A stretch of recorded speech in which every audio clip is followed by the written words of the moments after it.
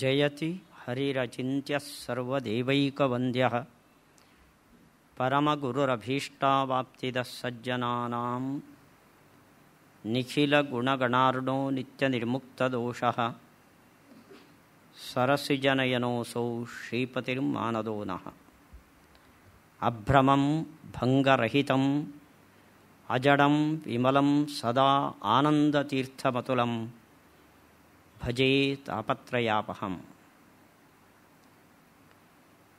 ನಾನು ಆರಿಸಿಕೊಂಡಿರುವ ವಿಷಯ ನನಗೇ ಬಿಟ್ಟಿದ್ದರು ಅವರು. ಭಾರತೀಯ ದಾರ್ಶನಿಕ ಪ್ರಪಂಚಕ್ಕೆ ಆಚಾರ್ಯ ಮಧ್ವರ ಕೊಡುಗೆ ಅಂತ. ಸಾಮಾನ್ಯವಾಗಿ ಮಾಧ್ವ ಸಿದ್ಧಾಂತದ ಪರಿಚಯ ನಿಷೇಧಾತ್ಮಕವಾಗಿರುತ್ತದೆ. ಸಮಾಜದಲ್ಲಿ ಅದೊಂದು ಧಾರ್ಮಿಕ ಸಮಾಜದಲ್ಲಿ ಅದೊಂದು ಭಾವನೆ ಇದೆ. ಆ ಸಿದ್ಧಾಂತವನ್ನು ನಿರೂಪಿಸುವ ವಿದ್ವಾಂಸರು ಮಧ್ವ ಸಿದ್ಧಾಂತದ ಪ್ರಮೇಯಗಳ ಪ್ರವಚನಕ್ಕೆ ಒತ್ತು ಕೊಡೋದರ ಜೊತೆಯಲ್ಲಿ ಇತರ ಸಿದ್ಧಾಂತಗಳ, ಅದರಲ್ಲೂ ಮುಖ್ಯವಾಗಿ ಮಧ್ವ ಸಿದ್ಧಾಂತಕ್ಕೆ ವಿರುದ್ಧವಾದ ದ್ವೈತ ಅದ್ವೈತ ಸಿದ್ಧಾಂತದ ಬಗ್ಗೆ ಹೆಚ್ಚು ಕಟಾಕ್ಷವನ್ನು ಬೀರಿ ಪರಮತ ನಿರಾಕರಣೆ ಹೆಚ್ಚಾಗಿ ಸ್ವಮತ ಸಾಧನೆ ಕಡಿಮೆಯಾಗುವ ಸಂದರ್ಭ ಇದೆ ಅನ್ನೋ ಭಾವನೆ ಸಮಾಜದಲ್ಲಿ ಇದೆ. ಆದರೆ ಒಂದು ಅಂಶವನ್ನು ಭಾರತೀಯ ದರ್ಶನಗಳನ್ನು ನೋಡಿದಾಗ ಎಲ್ಲ ದರ್ಶನಗಳಲ್ಲೂ ಸಾಮಾನ್ಯವಾಗಿ ದರ್ಶನ ಗ್ರಂಥಗಳಲ್ಲಿ ಮೂಲ ಪ್ರವರ್ತಕರಿಂದ ಹಿಡಿದು ಅವರ ಅನುಯಾಯಿಗಳವರೆಗೆ ತಮ್ಮ ದರ್ಶನವನ್ನು ಸಮರ್ಥನೆ ಮಾಡೋದರ ಜೊತೆ ಸಮಕಾಲೀನ ಇತರ ದಾರ್ಶನಿಕರ ವಿಚಾರಧಾರೆಗಳನ್ನು ವಿಮರ್ಶೆಗೆ ಒಳಪಡಿಸೋದು ಸಾಮಾನ್ಯ. ಅದನ್ನು ಖಂಡನೆ ಅನ್ಕೊಳ್ಳದೆ ಸ್ವಸಿದ್ಧಾಂತ ನಿಷ್ಠೆ ಅನ್ನುವ ರೀತಿಯಿಂದ ನೋಡುವ ಭಾವನೆ ನಮ್ಮ ದಾರ್ಶನಿಕ ಪರಂಪರೆಯಲ್ಲಿ ಬಂದಿದೆ. ನಮ್ಮ ಸಮಾಜದಲ್ಲಿ ರಾಮಾಯ ಸ್ವಸ್ತಿ ರಾವಣಾಯ ಸ್ವಸ್ತಿ ಅನ್ನೋ ಭಾವನೆಯನ್ನು ನಾವು ಕಾಣ್ತೇವೆ. ನಾವು ಸರ್ವಧರ್ಮ ಸಮನ್ವಯ ಅನ್ನೋ ದೃಷ್ಟಿಯಿಂದ ಆ ಕಡೆ ನಮ್ಮ ಭಾರತೀಯ ದರ್ಶನವಲ್ಲದ ಈಸಾಯಿ ಮತ್ತು ಕ್ರಿಶ್ಚಿಯಾನಿಟಿ ಇವರ ಪೂಜಾ ಸ್ಥಳಗಳಿಗೂ ಭೇಟಿ ಕೊಡ್ತೇವೆ. ಭಾರತೀಯ ಹಿಂದೂ ದೇವಸ್ಥಾನಗಳಿಗೂ ನಮಸ್ಕಾರ ಹಾಕ್ತೇವೆ. ಇನ್ನು ಬೌದ್ಧರ ವಿಹಾರಗಳಿಗೂ ಭೇಟಿ ಕೊಡ್ತೇವೆ. ನಮಗೆ ದೇವರಿಗಿಂತ ಹೆಚ್ಚು ಸ್ವಪ್ರತಿಷ್ಠೆ, ರಾಜಕೀಯದಲ್ಲಿ ಗೆಲುವು ಸಾಧಿಸೋದು ಇದು ಮುಖ್ಯವಾಗ್ತದೆ. ಆದರೆ ಸಿದ್ಧಾಂತ ಹಾಗಲ್ಲ. ಅದೂ ಸರಿ ಇದೂ ಸರಿ ಅಂತ ಮೇಲೆತ್ತುವ ಧೋರಣೆ ಸಿದ್ಧಾಂತದಲ್ಲಿ ಇಲ್ಲ.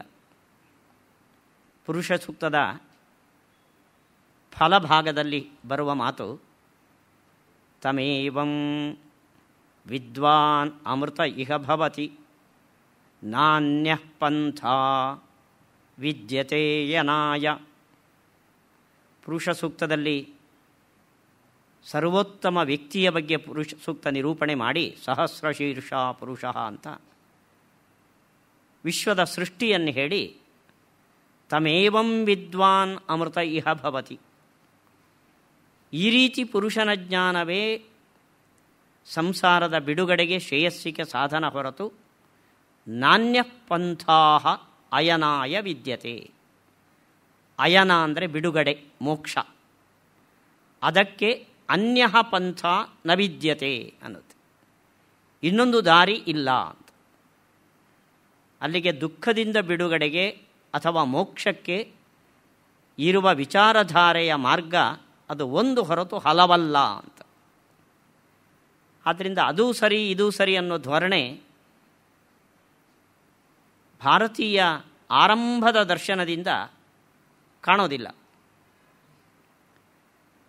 ಹೀಗಾಗಿ ಆರಂಭದಿಂದ ಕೊನೆಯವರೆಗಿನ ದರ್ಶನಕಾರರು ಕೂಡ ತಮ್ಮ ಮೂಲ ಗ್ರಂಥ ಭಾಷ್ಯಗಳಲ್ಲೇ, ಅದಕ್ಕೂ ಮೂಲವಾದ ಸೂತ್ರಗಳಲ್ಲೇ ಸಮಕಾಲೀನ ಮತಗಳ ವಿಮರ್ಶಾಪೂರ್ವಕವಾಗಿ ಅದು ಸರಿಯಲ್ಲ ಇದು ಸರಿ ಅಂತ ವಿಮರ್ಶೆ ಮಾಡಿರುವ ಕ್ರಮವನ್ನು ನಾವು ಕಾಣ್ತೇವೆ. ಆದ್ದರಿಂದ ಅದನ್ನು ಮತ್ತೊಬ್ಬರಿಗೆ ನೋಯಿಸುವ ಪ್ರಸಂಗ ಅಂತ ತಿಳಿದುಕೊಳ್ಳದೆ ಸ್ವಮತ ನಿಷ್ಠೆಯನ್ನು ಬೆಳೆಸುವ ಒಂದು ಕ್ರಮ ಅಂತ ನಮ್ಮ ದಾರ್ಶನಿಕರು ಅದನ್ನು ಬೆಳೆಸಿಕೊಂಡು ಬಂದಿದ್ದಾರೆ. ಆದರೆ ಅದಕ್ಕೆ ಒತ್ತು ಕೊಟ್ಟು ಹೇಳಬೇಕಾದ ಸ್ವಸಿದ್ಧಾಂತದ ಪ್ರಮೇಯಗಳನ್ನು ಮುಚ್ಚಿಟ್ಟರೆ ಅದೊಂದು ಖಂಡನೆಯ ಧೋರಣೆ ಅಂತ ಅನಿಸುತ್ತೆ. ಈ ಕಾರಣದಿಂದ ನಾನು ಮಧ್ವ ಸಿದ್ಧಾಂತದ 2 ಮುಖಗಳನ್ನು ನಿಮ್ಮ ಮುಂದೆ ಇಡೋದಕ್ಕೆ ಪ್ರಯತ್ನ ಪಡ್ತೇನೆ 3 ದಿವಸಗಳಲ್ಲಿ.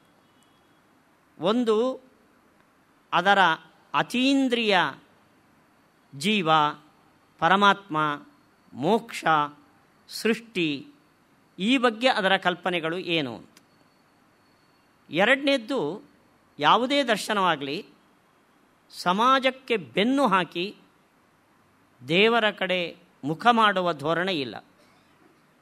ಸಾಮಾಜಿಕ ಜೀವನದಲ್ಲಿ ಒಗ್ಗಿಕೊಂಡು ಅಧ್ಯಾತ್ಮದ ಸಾಧನೆ ದರ್ಶನಗಳಲ್ಲಿ ಕಾಣುವ ಒಂದು ಅಂಶ.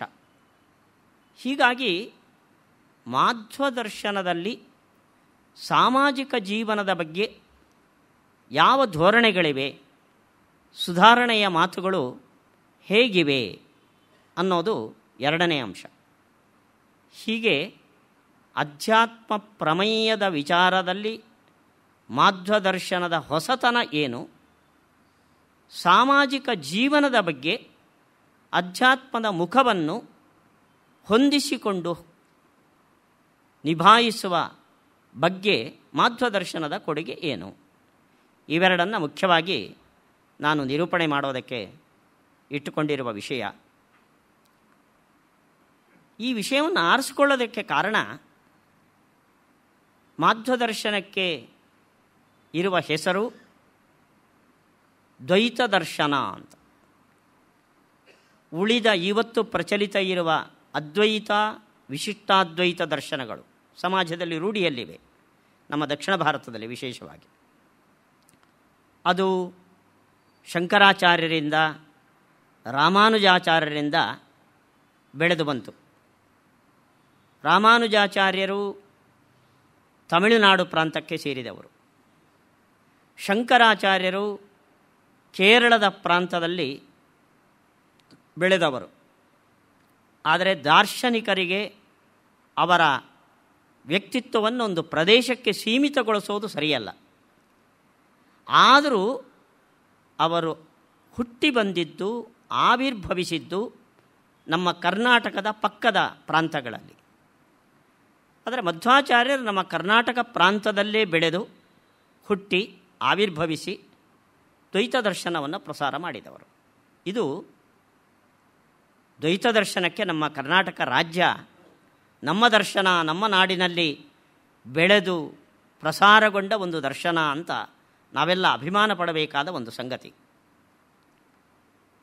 ದ್ವೈತ ಅಂದರೆ 2 ಅಂತ ಅರ್ಥ, ಅದ್ವೈತ ಅಂದರೆ 1 ಅಂತ ಅರ್ಥ.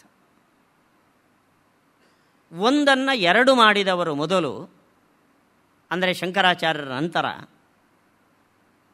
ರಾಮಾನುಜಾಚಾರ್ಯರು, ವಿಶಿಷ್ಟಾದ್ವೈತ ದರ್ಶನ ಅಂತ. ಅಲ್ಲೂ ಅದ್ವೈತ ಅನ್ನೋ ಪದ ಇದೆ, ಆದರೆ ಚೈತನ್ಯೈಕ್ಯವಾದವನ್ನು ರಾಮಾನುಜ ದರ್ಶನ ಒಪ್ಪಿಕೊಳ್ಳೋದಿಲ್ಲ. ಒಬ್ಬೊಬ್ಬರ ಶರೀರದಲ್ಲಿರುವ ಜೀವ ಭಿನ್ನ ಭಿನ್ನನಾದವನು, ಯಾವತ್ತೂ 2 ಒಂದಾಗಲ್ಲ. ಇಲ್ಲೂ ಆತ್ಮನ ಅನೇಕತೆ, ಒಬ್ಬ ಆತ್ಮ ಅಲ್ಲ, ಅನೇಕ ಆತ್ಮರು. ಸಂಸಾರದಿಂದ ಬಿಡುಗಡೆ ಹೊಂದಿದ ಮೇಲೆ ಮೋಕ್ಷದಲ್ಲೂ ಆತ್ಮರು ಬ್ರಹ್ಮನಿಗಿಂತ ಭಿನ್ನನಾಗಿಯೇ ಉಳಿತಾರೆ. ಇದು ರಾಮಾನುಜರ ಸಿದ್ಧಾಂತ. ಅಲ್ಲಿಗೆ ಅದ್ವೈತದಲ್ಲಿ ಆತ್ಮ ಏಕ, ಎಲ್ಲ ಶರೀರಗಳಲ್ಲೂ ಒಂದು ಆತ್ಮತತ್ವ ಅನುಸ್ಯೂತವಾಗಿದೆ ಅಂತ ಏಕಾತ್ಮವಾದವನ್ನು ಅದ್ವೈತ ದರ್ಶನ ಹೇಳಿದರೆ, ಆತ್ಮ ಒಂದಲ್ಲ, ಶರೀರ ಬೇರೆಯಾದಂತೆ ಆತ್ಮನೂ ಬೇರೆ. ಈ ವಾದವನ್ನು ರಾಮಾನುಜ ಸಿದ್ಧಾಂತ ಮಂಡಿಸಿದೆ. ಇನ್ನೊಂದು ಮುಖ್ಯವಾದ ಅದ್ವೈತ ಸಿದ್ಧಾಂತದ ಪ್ರಮೇಯ ಆತ್ಮ ಬ್ರಹ್ಮ ನಿರ್ಗುಣ ಅನ್ನೋ ವಾದ. ನಿರ್ಗುಣ ಬ್ರಹ್ಮವಾದ ಅಂತ ಉಪನಿಷತ್ತಿನಲ್ಲಿ ಇದಕ್ಕೆ ಪೋಷಕವಾದ ಮಾತುಗಳಿವೆ. ಸಾಕ್ಷಿ ಚೇತ ಕೇವಲೋ ನಿರ್ಗುಣಶ್ಚ, ನಿರ್ಗುಣ ಅಂತ ಬ್ರಹ್ಮನನ್ನು ಬಣ್ಣಿಸಿದೆ. ಹೀಗೆ ನಿರ್ಗುಣ ಬ್ರಹ್ಮವಾದವನ್ನು ಶಾಂಕರ ದರ್ಶನ ನಿರೂಪಣೆ ಮಾಡಿದರೆ, ಬ್ರಹ್ಮ ನಿರ್ಗುಣ ಅಲ್ಲ, ಅವನಲ್ಲಿ ಅನಂತ ಗುಣಗಳಿವೆ ಅನ್ನೋದನ್ನು ರಾಮಾನುಜ ದರ್ಶನ ಹೇಳಿತು. ಅಲ್ಲಿಗೆ ಅದ್ವೈತಕ್ಕೆ ವಿರುದ್ಧವಾದ ದ್ವೈತ ಭಾವನೆಯೂ ರಾಮಾನುಜ ದರ್ಶನದಲ್ಲಿ ಬಂದಿದೆ. ನಿರ್ಗುಣ ಬ್ರಹ್ಮಭಾವಕ್ಕೆ ವಿರುದ್ಧವಾದ ಸಗುಣ ಬ್ರಹ್ಮವಾದವೂ ರಾಮಾನುಜ ದರ್ಶನದಲ್ಲಿ ಬಂದಿದೆ. ಇನ್ನೊಂದು ಶಾಂಕರ ದರ್ಶನದ ಮುಖ್ಯ ಪ್ರಮೇಯ ಬ್ರಹ್ಮ ಸತ್ಯಂ ಜಗನ್ ಮಿಥ್ಯಾ. ಈ ಮಿಥ್ಯಾ ಅನ್ನೋ ಮಾತನ್ನು ದಾರ್ಶನಿಕರು ಕೆಲವು ಕಡೆ ವಿಮರ್ಶೆ ಮಾಡುವಾಗ ಬೇರೆ ಅರ್ಥದಲ್ಲಿ ತೆಗೆದುಕೊಂಡಿದ್ದಾರೆ. ಸಾಮಾನ್ಯ ಜನರು ಈ ಶಬ್ದವನ್ನು ಬೇರೆ ಅರ್ಥದಲ್ಲಿ ತಿಳ್ಕೊಂಡಿದ್ದಾರೆ. ಜಗತ್ತು ಮಿಥ್ಯಾ ಅಂದರೆ ಜಗತ್ತು ಅಸಾರ ಅನಿತ್ಯ ಅನ್ನೋ ಅರ್ಥದಲ್ಲಿ ಮಿಥ್ಯಾ ಶಬ್ದವನ್ನು ತೆಗೆದುಕೊಂಡಿದ್ದಾರೆ ಸಾಮಾಜಿಕರು. ಅದು ಹೌದು ಅಂತ ನಮಗೆ ಜೀವನದಲ್ಲಿ ಅನಿಸುತ್ತೆ ಅನೇಕ ಸಂದರ್ಭಗಳಲ್ಲಿ. ನಮ್ಮ ಕೌಟುಂಬಿಕ ಜೀವನ ಸಾರಾಸಗಟಾಗಿ ಒಂದು ರೀತಿಯಿಂದ ನಡ್ಕೊಂಡು ಹೋದಾಗ ಆಹಾ ಜಗತ್ತು ಎಷ್ಟು ಸುಂದರ ಅನಿಸುತ್ತೆ. ಥಟಕ್ಕಂತ ಅಲ್ಲಿ ತೊಂದರೆಗಳು ಆಪತ್ತುಗಳು ಬಂದಾಗ ಈ ಜಗತ್ತು ಅಸಾರ ಅನಿತ್ಯ ಮಿಥ್ಯ ಅಂತ ಅನಿಸುತ್ತೆ. ಒಂದು ರೀತಿಯ ನಮ್ಮ ಈ ಭಾವನೆಯೂ ಶಾಂಕರ ದರ್ಶನದ ಮಿಥ್ಯಾತ್ವವಾದನೂ ಬೇರೆ. ಶಾಂಕರ ದರ್ಶನದಲ್ಲಿ ಮಿಥ್ಯಾ ಅನ್ನೋದಕ್ಕೆ ಅವರು ಕೊಡುವ ಉದಾಹರಣೆ ಹಗ್ಗದಲ್ಲಿ ಕಂಡ ಹಾವು, ಅದರಂತೆ ಪ್ರಪಂಚ ಮಿಥ್ಯಾ. ಕತ್ತಲಲ್ಲಿ ಹಗ್ಗ ಇದ್ದರೆ ಅದನ್ನು ನೋಡಿ ಹಾವು ಅಂತ ಹೆದರುತ್ತೇವೆ. ಬೆಳಕು ಹಾಕಿ ನೋಡಿದಾಗ ಇದು ಹಗ್ಗ ಅಂತ ತೀರ್ಮಾನ ಆಗತ್ತೆ. ಇಲ್ಲಿ ಹಾವು ಅನ್ನೋ ವಸ್ತು ಇಲ್ಲ, ಹಗ್ಗವೇ ಹಾವಾಗಿ ಕಂಡಿತ್ತು. ಇದರಂತೆ ಈ ಪ್ರಪಂಚ. ಈ ಪ್ರಪಂಚದಲ್ಲಿ ಇರುವ ವಸ್ತು ಬ್ರಹ್ಮ ಮಾತ್ರ. ಅದನ್ನೇ ಕಲ್ಲು, ಮಣ್ಣು, ನೀರು, ಗಾಳಿ ಅಂತ ನಾವು ತಿಳಿದುಕೊಳ್ತೇವೆ. ಇದು ಶಂಕರಾಚಾರ್ಯರು ಹೇಳಿದ ಮಿಥ್ಯಾತ್ವವಾದ. ಅದು ಅಸಾರ ಅನಿತ್ಯ ಅನ್ನೋ ಅರ್ಥದಲ್ಲಿ ಅವರು ಮಿಥ್ಯಾ ಅಂದಿಲ್ಲ. ಹಗ್ಗದ ಹಾವಿನಂತೆ ಈ ಪ್ರಪಂಚ ಅನ್ನೋ ಉದಾಹರಣೆಯನ್ನು ಶಾಂಕರ ಭಾಷ್ಯದಲ್ಲಿ ರಜ್ಜು ಸರ್ಪದ ದೃಷ್ಟಾಂತವನ್ನು ಮಿಥ್ಯಾತ್ವವಾದಕ್ಕೆ ಕೊಡಲಾಗಿದೆ. ಆದ್ದರಿಂದ ಅಸಾರ ಅನಿತ್ಯ ಅನ್ನೋದಕ್ಕೂ ಮಿಥ್ಯಾ ಅನ್ನೋದಕ್ಕೂ ವ್ಯತ್ಯಾಸ ಇದೆ. ಇನ್ನು ದಾರ್ಶನಿಕ ಪ್ರಪಂಚದಲ್ಲಿ ಮಿಥ್ಯಾ ಅಂದರೆ ಸುಳ್ಳು ಅನ್ನೋ ಅರ್ಥವನ್ನು ತೆಗೆದುಕೊಳ್ಳುವ ಕೆಲವು ಸಂದರ್ಭಗಳಲ್ಲಿ ಶಂಕರಾಚಾರ್ಯರ ಮಾತನ್ನು ತಪ್ಪಾಗಿ ತಿಳಿದುಕೊಂಡು ನೋಡಿ, ನಮಗೆ ಜೀವನದಲ್ಲಿ ಇರೋದು ಎರಡು, ಸತ್ಯ ಸುಳ್ಳು, ಎರಡು ಅಪೋಸಿಟ್ ಡೈರೆಕ್ಷನ್ನಲ್ಲಿರುವ ತತ್ವಗಳು. ಸತ್ಯ ಅಂದರೆ ಇದೆ, ಸುಳ್ಳು ಅಂದರೆ ಇಲ್ಲ. ಮೊಲದ ಕೋಡು, ರೌಂಡ್ ಸ್ಕ್ವೇರ್ ಸುಳ್ಳು. ಈ ಟೇಬಲು, ಚೇರು, ನಾನು, ನೀವು ಇದೆಲ್ಲ ಸತ್ಯ. ಹೀಗೆ ಸುಳ್ಳಿಗೆ ವಿರುದ್ಧವಾದ ಒಂದು ಮುಖ, ಅದು ಸತ್ಯಕ್ಕೆ ವಿರುದ್ಧವಾದ ಒಂದು ಮುಖ, ಅದು ಮಿಥ್ಯಾ ಅಂತ ಕೆಲವು ದಾರ್ಶನಿಕರು ತಿಳಿದುಕೊಂಡು ಶಂಕರಾಚಾರ್ಯರ ವಾದವನ್ನು ನಿರಾಕರಣೆ ಮಾಡಿದ್ದಾರೆ. ಆದರೆ ಸತ್ಯಕ್ಕೆ ವಿರುದ್ಧ ಮುಖ ಸುಳ್ಳು ಅನ್ನೋ ಅರ್ಥದಲ್ಲಿ ಮಿಥ್ಯಾ ಅನ್ನೋ ಶಬ್ದವನ್ನು ಬಳಸಿಲ್ಲ ಶಂಕರಾಚಾರ್ಯ. ಮಿಥ್ಯಾ ಅಂದರೆ ನೋಡಿ, ಅವರು ಈ ಜಗತ್ತನ್ನು ಹೇಳೋದು ಸದಸದ್ವಿಲಕ್ಷಣ ಅಂತ. ಇದು ಸತ್ಯವೋ ಅಂದರೆ ಅಲ್ಲ, ಅಸತ್ಯವೋ ರೌಂಡ್ ಸ್ಕ್ವೇರ್ನಂತೆ ಮೊಲದ ಕೋಡಿನಂತೆ ಅಸತ್ಯವೋ ಅಂದರೆ ಅಲ್ಲ. ಸತ್ಯವೂ ಅಲ್ಲದ ಅಸತ್ಯವೂ ಅಲ್ಲದ ಅವೆರಡರ ಮಧ್ಯೆ ಬರುವ ಒಂದು ಎಂಟಿಟಿ, ಒಂದು ತತ್ವ, ಅದನ್ನು ಮಿಥ್ಯಾ ಅಂತ ಕರೀತಾರೆ. ಅಲ್ಲಿಗೆ ಮಿಥ್ಯಾ ಅನ್ನೋದಕ್ಕೆ ತೀರಾ ಸುಳ್ಳು ಅನ್ನೋ ಅರ್ಥವೂ ಅಲ್ಲ, ನಶ್ವರ ಅನಿತ್ಯ ಅನ್ನೋ ಅರ್ಥವೂ ಅಲ್ಲ. ಸತ್ ವಿಲಕ್ಷಣ, ಸತ್ಯವೂ ಅಲ್ಲದ ಅಸತ್ಯವೂ ಅಲ್ಲದ ಒಂದು ವಸ್ತು. ಇದು ಶಂಕರಾಚಾರ್ಯರು ಜಗನ್ಮಿಥ್ಯಾ ಅನ್ನೋ ಶಬ್ದಕ್ಕೆ ಹೇಳಿದ ಅರ್ಥ.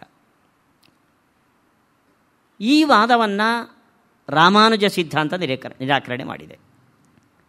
ಹಾಗೆ ಅದ್ವೈತವಾದನ್ನು, ಏಕಾತ್ಮವಾದವನ್ನು ರಾಮಾನುಜ ಸಿದ್ಧಾಂತ ಅನೇಕಾತ್ಮವಾದವನ್ನಾಗಿ ಉಪದೇಶ ಮಾಡಿದೆಯೋ, ನಿರ್ಗುಣ ಬ್ರಹ್ಮವಾದನ್ನು ಸಗುಣ ಬ್ರಹ್ಮವಾದ ಅಂತ ಹೇಳಿದೆಯೋ, ಅದರಂತೆ ಜಗನ್ಮಿಥ್ಯಾ ಅನ್ನೋ ಶಾಂಕರವಾದಕ್ಕೆ ವಿರುದ್ಧವಾಗಿ ಜಗತ್ತು ಸತ್ಯ, ಬ್ರಹ್ಮ ಸತ್ಯ ಅನ್ನೋದಕ್ಕೂ ಜಗತ್ತು ಸತ್ಯ ಅನ್ನೋದಕ್ಕೂ ಯಾವ ವ್ಯತ್ಯಾಸವೂ ಇಲ್ಲ. ಇದು ರಾಮಾನುಜ ಸಿದ್ಧಾಂತ.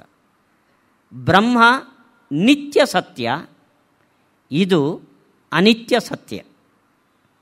ಬ್ರಹ್ಮ ಯಾವತ್ತೂ ನಾಶವಿಲ್ಲದ ಶಾಶ್ವತ ಸತ್ಯ, ಇದು ನಾಶವಾಗುವ, ಪರಿವರ್ತನೆಗೊಳ್ಳುವ ಒಂದು ಸತ್ಯ. ಸತ್ಯ ಅನ್ನೋದರಲ್ಲಿ ಬ್ರಹ್ಮನಿಗೂ ಜಗತ್ತಿಗೂ ಯಾವ ವ್ಯತ್ಯಾಸವೂ ಇಲ್ಲ ಅನ್ನೋ ತತ್ವವನ್ನು, ಸಿದ್ಧಾಂತವನ್ನು ರಾಮಾನುಜ ದರ್ಶನ ಪ್ರತಿಪಾದನೆ ಮಾಡಿದೆ. ಅಲ್ಲಿಗೆ ಶಾಂಕರ ಅದ್ವೈತದ ಪ್ರಮುಖ ಭಾಗಗಳ ವಿಮರ್ಶೆ, ಅದಕ್ಕೆ ವಿರುದ್ಧವಾದ ಭಾವನೆ, ನಿರೂಪಣೆ ರಾಮಾನುಜ ದರ್ಶನದಲ್ಲಿ ಬಂದಿದೆ. ಅಂದಮೇಲೆ ಮಧ್ವಾಚಾರ್ಯರಿಗೆ ಇನ್ನೇನು ಕೆಲಸ? ದ್ವೈತದ ತತ್ವಗಳು ರಾಮಾನುಜ ದರ್ಶನದಲ್ಲಿ ಬಂತು, ಅದಕ್ಕೆ ವಿರುದ್ಧವಾದ ಅದ್ವೈತ ದರ್ಶನದ ವಿವರಣೆ ಶಾಂಕರ ದರ್ಶನದಲ್ಲಿ ಬಂತು. ಇವೆರಡನ್ನು ಬಿಟ್ಟು ಒಂದು ಹೊಸದಾಗಿ ಹೇಳುವಂಥದ್ದು ಏನಿದೆ ಹೇಳಿ? ಹೀಗಾಗಿ ಮಾಧ್ವ ದರ್ಶನ ಇವೆರಡು ಹೇಳಿದ್ದನ್ನೇ ಸ್ವಲ್ಪ ಏನಾದರೂ ಮಾರ್ಪಾಡು ಮಾಡಿ ಹೇಳಬೇಕು ಹೊರತು, ಮಾಧ್ವ ದರ್ಶನದ ಮಧ್ವಾಚಾರ್ಯರ ಒಂದು ಹೊಸ ಕೊಡುಗೆ ಇಲ್ಲ. ಇದು ನಾವು ಸ್ಥೂಲವಾಗಿ ಮೇಲ್ಮೈಯಿಂದ ವಿಚಾರ ಮಾಡಿದಾಗ ನಮಗೆ ತಿಳಿದು ಬರುವ ಅಂಶ. ಈ ಕಾರಣಕ್ಕೋಸ್ಕರ ನಾನು ಮಾಧ್ವ ದರ್ಶನ ನಮ್ಮ ಭಾರತೀಯ ದಾರ್ಶನಿಕ ಪ್ರಪಂಚಕ್ಕೆ ಏನು ಹೊಸತನ ಕೊಟ್ಟಿದೆ, ಅದರ ಅನಿವಾರ್ಯತೆ, ಅವಶ್ಯಕತೆ, ಪ್ರಾಮುಖ್ಯತೆ ಏನು ಅನ್ನೋದನ್ನು ನಿರೂಪಣೆ ಮಾಡೋಕ್ಕೋಸ್ಕರ ಈ ವಿಷಯವನ್ನು ಆರಿಸಿಕೊಂಡಿದ್ದೇನೆ. ಇನ್ನೊಂದು ಅಂಶವನ್ನು ನಾವು ಗಮನಿಸಬೇಕು. ನಾವು ಷಡ್ ದರ್ಶನಗಳು ಅಂತ, ವೈದಿಕ ವೇದವನ್ನು ಅವಲಂಬಿಸಿಕೊಂಡ ಷಡ್ ದರ್ಶನಗಳು ಅಂತ ಭಾರತೀಯ ದರ್ಶನಗಳಲ್ಲಿ ಈ ಮಾತನ್ನು ಆಡ್ತೇವೆ. ಆ ದರ್ಶನದ ಬೆಳವಣಿಗೆಯ ಕ್ರಮವನ್ನು ನಿಮ್ಮ ಮುಂದೆ ಇಡ್ತೇನೆ. ಆರಂಭದ ದರ್ಶನ ಅತಿ ಪ್ರಾಚೀನವಾದ ಶಾಂಕರ ದರ್ಶನಕ್ಕೂ ಪ್ರಾಚೀನವಾದ ದರ್ಶನ ಮೀಮಾಂಸಾ ದರ್ಶನ ಅಂತ ಕರಿತೇವೆ. ಅದನ್ನು ಪೂರ್ವಮೀಮಾಂಸಾ ಅಂತ ಕರೀತಾರೆ. ಮೀಮಾಂಸಾ ಅಂದರೆ ವಿಚಾರ ಅಂತ ಅರ್ಥ. ಪೂರ್ವಮೀಮಾಂಸಾ ಅಂತ ಕರೀತಾರೆ. ಈ ದರ್ಶನವನ್ನು ಹುಟ್ಟು ಹಾಕಿದವರು ವೇದವ್ಯಾಸರ ಶಿಷ್ಯರಾದ ಜೈಮಿನಿಗಳು. ಜೈಮಿನಿ ಸೂತ್ರ ಅಂತ 12 ಅಧ್ಯಾಯಗಳಲ್ಲಿ ಹರಡಿಕೊಂಡಿರುವ ಸೂತ್ರ ಈ ಸಿದ್ಧಾಂತಕ್ಕೆ ಮೂಲ. ನೋಡಿ, ವೇದವ್ಯಾಸರು ಬ್ರಹ್ಮಮೀಮಾಂಸಾ ಸೂತ್ರಗಳನ್ನು ರಚಿಸಿದವರು. ಅವರ ಶಿಷ್ಯರು ಜೈಮಿನಿಗಳು. ಅವರ ಹತ್ರನೇ ವಿದ್ಯಾಭ್ಯಾಸವನ್ನು ಪಡೆದು ಟ್ರೈನಿಂಗ್ ಪಡೆದ ಜೈಮಿನಿಗಳು ಮೀಮಾಂಸಾ ಸಿದ್ಧಾಂತದ ಪ್ರವರ್ತಕರು. ಇವೆರಡಕ್ಕೆ ಎಷ್ಟು ಅಂತರ ಇದೆ ಅನ್ನೋದನ್ನು ನೋಡ್ರಿ. ಈ ಮೀಮಾಂಸಾ ಸಿದ್ಧಾಂತದಲ್ಲಿ ಆಸ್ತಿಕ ದರ್ಶನ, ಇದು ವೇದವನ್ನು ಪ್ರಮಾಣ ಅಂತ ಒಪ್ತಾರೆ. ನೀವು ಕೇಳಿರ್ಬೋದು ಕರ್ಮೇತಿ ಮೀಮಾಂಸಕಾಹ ಅಂತ. ಇವರಿಗೆ ಈ ದರ್ಶನದಲ್ಲಿ ಕರ್ಮಕ್ಕೆ ಪ್ರಾಧಾನ್ಯ. ಕರ್ಮ ಅನ್ನೋ ಶಬ್ದ ಶಾಸ್ತ್ರದಲ್ಲಿ ಎರಡು ಅರ್ಥದಲ್ಲಿ ಪ್ರಯೋಗ ಮಾಡ್ತೇವೆ. ಕರ್ಮ ಅಂದರೆ ಪುಣ್ಯ ಮತ್ತು ಪಾಪಗಳು.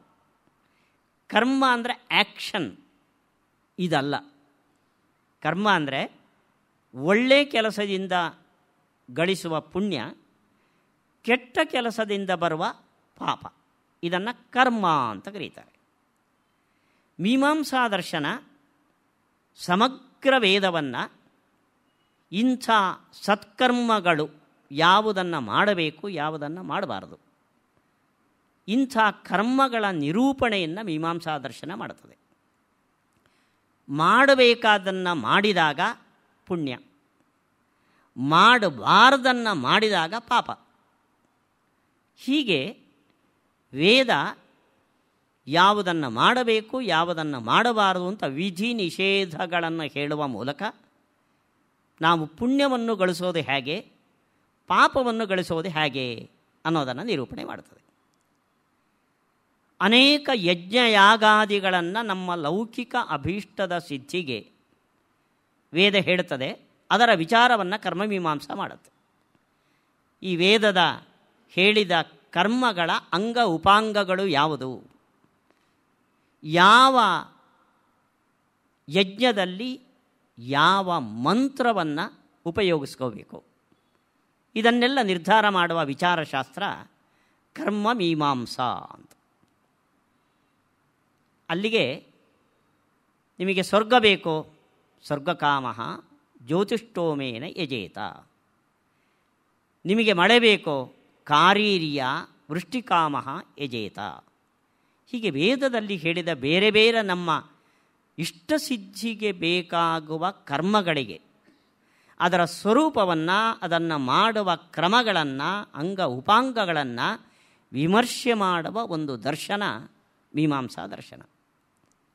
ಇದು ಆಸ್ತಿಕ ದರ್ಶನ, ನಾಸ್ತಿಕ ದರ್ಶನ ಅಲ್ಲ. ಯಾಕೆಂದರೆ ನೀನು ಇಂಥ ಯಾಗವನ್ನು ಮಾಡಿದರೆ ಸ್ವರ್ಗ ಸಿಗ್ತದೆ ಅಂದರೆ, ದೇಹವೇ ಆತ್ಮ ಆದರೆ ಸ್ವರ್ಗ ಯಾರಿಗೆ ಸಿಗಬೇಕು? ದೇಹ ಸುಟ್ಟು ಬೂದಿಯಾಗತ್ತೆ. ಅಂತ ದೇಹ ಬಿಟ್ಟು ಆತ್ಮ ಅಂತ ಒಂದು ತತ್ವ ಇದೆ. ಸತ್ಕರ್ಮದಿಂದ ಹುಟ್ಟುವ ಪುಣ್ಯ ಅಂತ ಒಂದು ಪುಣ್ಯ ಪಾಪಗಳಿವೆ. ಹೀಗೆ ಕಣ್ಣಿಗೆ ಕಾಣದ ಅತೀಂದ್ರಿಯ ವಸ್ತುಗಳನ್ನು ಸ್ವರ್ಗ, ನರಕ, ಪುಣ್ಯ, ಪಾಪ, ದೇಹಕ್ಕಿಂತ ಭಿನ್ನವಾದ ಒಬ್ಬ ಆತ್ಮ, ಇವುಗಳನ್ನೆಲ್ಲ ಈ ಮೀಮಾಂಸಾ ದರ್ಶನ ಒಪ್ತದೆ. ಆದ್ದರಿಂದ ಇದು ವೈದಿಕ ದರ್ಶನ, ಆಸ್ತಿಕ ದರ್ಶನ. ಆದರೆ ಒಂದು ದೊಡ್ಡ ವಿಪರ್ಯಾಸ ಅಂದರೆ ಈ ದರ್ಶನದಲ್ಲಿ ದೇವರೇ ಇಲ್ಲ. ನಿರೀಶ್ವರ ಮೀಮಾಂಸಕರು ಅಂತ ಕರೀತಾರೆ.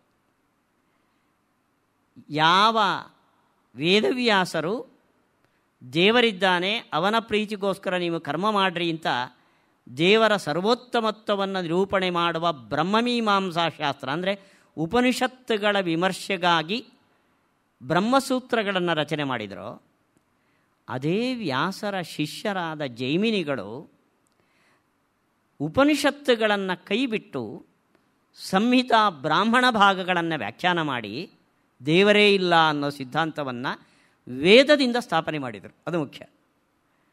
ವೇದವನ್ನು ಆಮೂಲಾಗ್ರವಾಗಿ ವಿಮರ್ಶೆ ಮಾಡಿ ವೇದದ ಉಪನಿಷತ್ ಭಾಗ ಏನಿದೆಯೋ ಅದಕ್ಕೆ ವೇದಾಂತ ಅಂತ ಹೆಸರಿಟ್ಟು ವೇದೋಶರಾಹ ವೇದಾಂತಾಹ ಅಂದರು. ಆ ಉಪನಿಷತ್ತುಗಳು ವೇದ ಎಂಬ ದೊಡ್ಡ ಪ್ರಪಂಚದ ರಾಜಸ್ಥಾನದ ಮರುಭೂಮಿ ಅಂದರು. ಅವರ ಸ್ಟೇಟ್ಮೆಂಟ್ ಇದು. ಮರುಭೂಮಿಯಲ್ಲಿ ಏನೂ ಸಿಗೋದಿಲ್ಲ ನಿಮಗೆ. ಉಪನಿಷತ್ತು ನಮ್ಮ ಜೀವನಕ್ಕೆ ಏನು ಉಪಯೋಗ ಇಲ್ಲದ ಒಂದು ಭಾಗ ಅದು. ಹೀಗಾಗಿ ಸಂಹಿತಾ ಭಾಗಕ್ಕೆ ಪ್ರಾಶಸ್ತ್ಯವನ್ನು ಕೊಟ್ಟು ಅತೀಂದ್ರಿಯವಾದ ವಸ್ತುಗಳನ್ನು ಒಪ್ಪುವ ಆಸ್ತಿಕ ದರ್ಶನವಾದರೂ ಕೂಡ ದೇವರಿಲ್ಲ ಅನ್ನೋ ಸಿದ್ಧಾಂತವನ್ನು ವೇದದ ಆಧಾರದಲ್ಲಿ ಜೈಮಿನಿಗಳು ಮೀಮಾಂಸಾ ದರ್ಶನದಿಂದ ಮಂಡನೆ ಮಾಡಿದರು. ಇದು ಭಾರತೀಯ ದರ್ಶನಗಳಲ್ಲಿ ಅತಿ ಪ್ರಾಚೀನವಾದ ಮೊದಲ ದರ್ಶನ. ಇನ್ನೂ ಸ್ವಾರಸ್ಯ ನೋಡ್ರಿ, ವೇದದಲ್ಲಿ ಇವಾಗ ಕರ್ಮಕ್ಕೆ ಪ್ರಾಶಸ್ತ್ಯ ಕೊಡ್ತು ಮೀಮಾಂಸಾ ದರ್ಶನ. ಯಜ್ಞವನ್ನು ಮಾಡಬೇಕು, ಇಂದ್ರಾಯ ಸ್ವಾಹ ಆಹುತಿ ನೀಡಬೇಕು. ಇಂದ್ರ ಅಂತ ಒಬ್ಬ ಇದ್ದಾನೋ ಅಂದರೆ ಇಂದ್ರ ಇಲ್ಲ. ವರುಣಾಯ ಸ್ವಾಹ ವರುಣ ಇದ್ದಾನೋ ಇಲ್ಲ. ಇಂದ್ರ ಇಲ್ಲ, ವರುಣ ಇಲ್ಲ, ಅಗ್ನಿ ಇಲ್ಲ, ಇಂದ್ರಾಯ ಸ್ವಾಹ ಆಹುತಿ ಇದೆ. ಇದು ಮೀಮಾಂಸಾ ಸಿದ್ಧಾಂತದ ಒಂದು ಹೊಸತನ ನೋಡ್ರಿ. ದೇವರಿಲ್ಲ, ದೇವತೆಗಳಿಲ್ಲ. ಅಲ್ಲ, ದೇವತೆಗಳಿಲ್ಲದಿದ್ದರೆ ಇಂದ್ರಾಯ ಸ್ವಾಹ ಅಂತ ಕೊಟ್ಟಿರುವ ಆಹುತಿ ಯಾರಿಗೆ? ನೀವು ಆ ಪದವನ್ನು ಹೇಳಿ ಬೆಂಕಿಯಲ್ಲಿ ಆಹುತಿ ಕೊಡಿ, ಪುಣ್ಯ ಬರುತ್ತೆ, ಸ್ವರ್ಗ ಸಿಗುತ್ತೆ. ಸ್ವರ್ಗದಲ್ಲಿರುವವರೆಲ್ಲ ಇಂದ್ರ ಚಂದ್ರ ಅವರೆಲ್ಲ ಪರ್ಮನೆಂಟ್ ಅಲ್ಲ, ನಮ್ಮ ಥರ ಅಲ್ಲಿಗೆ ಹೋದವರು, ಯಜ್ಞ ಮಾಡಿಯವರು. ಹೀಗಾಗಿ ಅಲ್ಲಿರುವವರು ಜೀವರಾಗಿದ್ದು ಪ್ರಪಂಚದಲ್ಲಿದ್ದು ಇದೇ ರೀತಿ ನಮ್ಮ ಥರ ಯಜ್ಞ ಮಾಡಿ ಅಲ್ಲಿಗೆ ಹೋದವರು ಹೊರತು ಇಂದ್ರ ಅನ್ನೋ ಒಬ್ಬ ದೇವತೆ, ವರುಣ ಅಗ್ನಿ ಅನ್ನೋ ದೇವತೆ ಇವರ್ಯಾರೂ ಇಲ್ಲ. ಶಬ್ದ ಇದೆ, ಆ ಶಬ್ದವನ್ನು ಹೇಳಿ ನೀವು ಅಗ್ನಿಯಲ್ಲಿ ಆಹುತಿ ನೀಡಿದಾಗ ನಿಮಗೆ ಸ್ವರ್ಗಕ್ಕೆ ಹೋಗುವ ಪುಣ್ಯ ಹುಡುತ್ತದೆ, ಅದರಿಂದಾಗಿ ಸ್ವರ್ಗ ಸಿಗ್ತದೆ. ಇದು ವೈದಿಕ ದರ್ಶನ. ಆರಂಭದಲ್ಲಿ ನಮ್ಮ ವೇದವನ್ನು ವಿಮರ್ಶೆ ಮಾಡಿ ಅವರು ಕೊಟ್ಟಿರುವ ನಿರ್ಣಯ, ದೇವರಿಲ್ಲ, ದೇವತೆಗಳಿದ್ದಾರೆ, ಶರೀರದ ಜಡವಾದ ಶರೀರದ ಒಳಗಡೆ ಒಬ್ಬ ಚೇತನನಿದ್ದಾನೆ, ಅವನು ಯಜ್ಞಯಾಗಾದಿ ಇಂಥ ಸತ್ಕರ್ಮಗಳನ್ನು ಮಾಡಿ ಕರ್ಮವನ್ನು ಪುಣ್ಯವನ್ನು ಗಳಿಸಿಕೊಂಡ್ರೆ ಬೇಕಾದ ಅಭೀಷ್ಟಗಳನ್ನು ಪಡೀಬೋದು. ಇದು ಆರಂಭದ ವೈದಿಕ ದರ್ಶನ. ಇದು ದೇವರಿದ್ದಾನೆ ಸರ್ವೋತ್ತಮ ಅಂತ ಹೇಳಿದ ವೇದವ್ಯಾಸರ ಶಿಷ್ಯರಾದ ಜೈಮಿನಿಗಳು ವೇದವನ್ನು ಆಧರಿಸಿ ಕೊಟ್ಟ ಒಂದು ತೀರ್ಮಾನ. ಇದನ್ನು ಮೀಮಾಂಸಾ ದರ್ಶನ ಅಂತ ಹೇಳ್ತಾರೆ. ಯಾಕೆ ದೇವರು ಬೇಡ? ಮತ್ತು ಈ ಸೃಷ್ಟಿಯನ್ನು ಮಾಡೋರು ಯಾರು? ನಮ್ಮ ಪುಣ್ಯ ಪಾಪಗಳಿಗೆ ಫಲವನ್ನು ಕೊಡೋರು ಯಾರು? ಅರೆ, ಪುಣ್ಯ ಪಾಪಗಳೇ ಫಲವನ್ನು ಕೊಡುವಾಗ ಪುಣ್ಯ ಪಾಪಗಳಿಗೆ ಫಲವನ್ನು ಕೊಡುವ ಇನ್ನೊಬ್ಬ ದೇವರ ಅಗತ್ಯ ಏನು? ನಮ್ಮಲ್ಲೊಂದು ನಾಣ್ಣುಡಿ ಇದೆ, ಹರಿಯುವ ಹೊಳೆಗೆ ದೊಣ್ಣೆರಾಯನ ಅಪ್ಪಣೆ ಯಾಕೆ ಅಂತ. ಅದು ತನ್ನಷ್ಟಕ್ಕೆ ನೀರು ಕೆಳಗಡೆ ಹರಿಯೋದು ಅದರ ಸ್ವಭಾವ. ಅದಕ್ಕೆ ದೊಣ್ಣೆ ನೀನು ಹರಿ ಅಂತ ಆದೇಶ ಕೊಡಬೇಕೇನು? ಅನಾವಶ್ಯಕ. ಪುಣ್ಯ ನೀವು ಸತ್ಕರ್ಮಗಳಿಂದ ಗಳಿಸಿಕೊಂಡ್ರೆ ನಿಮಗೆ ಅದಕ್ಕೆ ಯೋಗ್ಯವಾದ ಫಲವನ್ನು ಕೊಡೋದು ಅದರ ಸ್ವಭಾವ.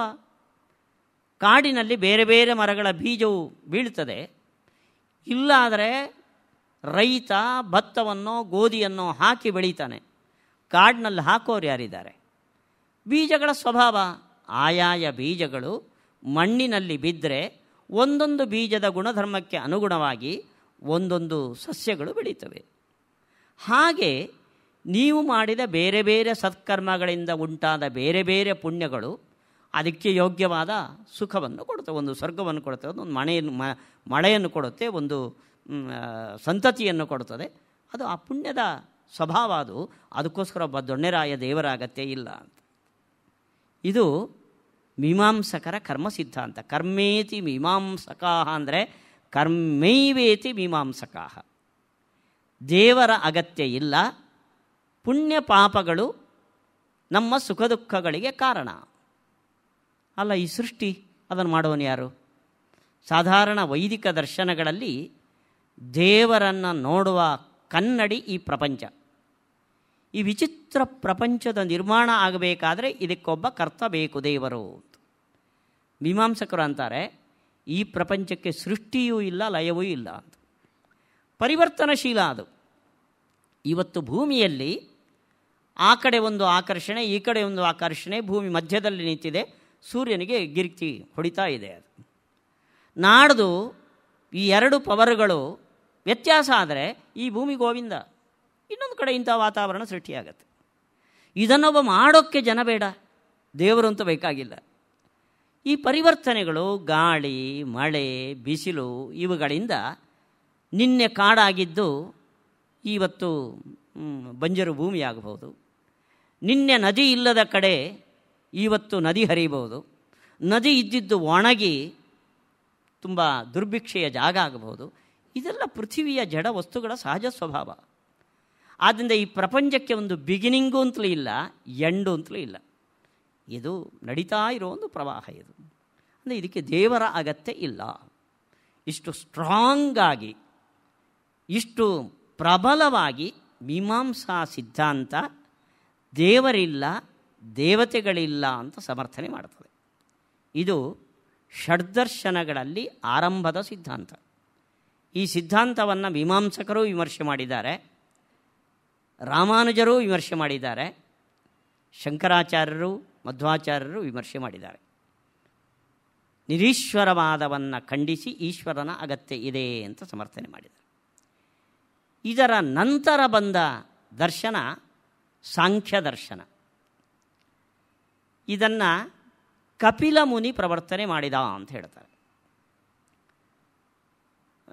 ನಮ್ಮ ಭಗವದ್ಗೀತೆಯಲ್ಲಿ ಸಾಂಖ್ಯಯೋಗೋ ನಾಮ ಅಂತ ಹೇಳ್ತಾರೆ.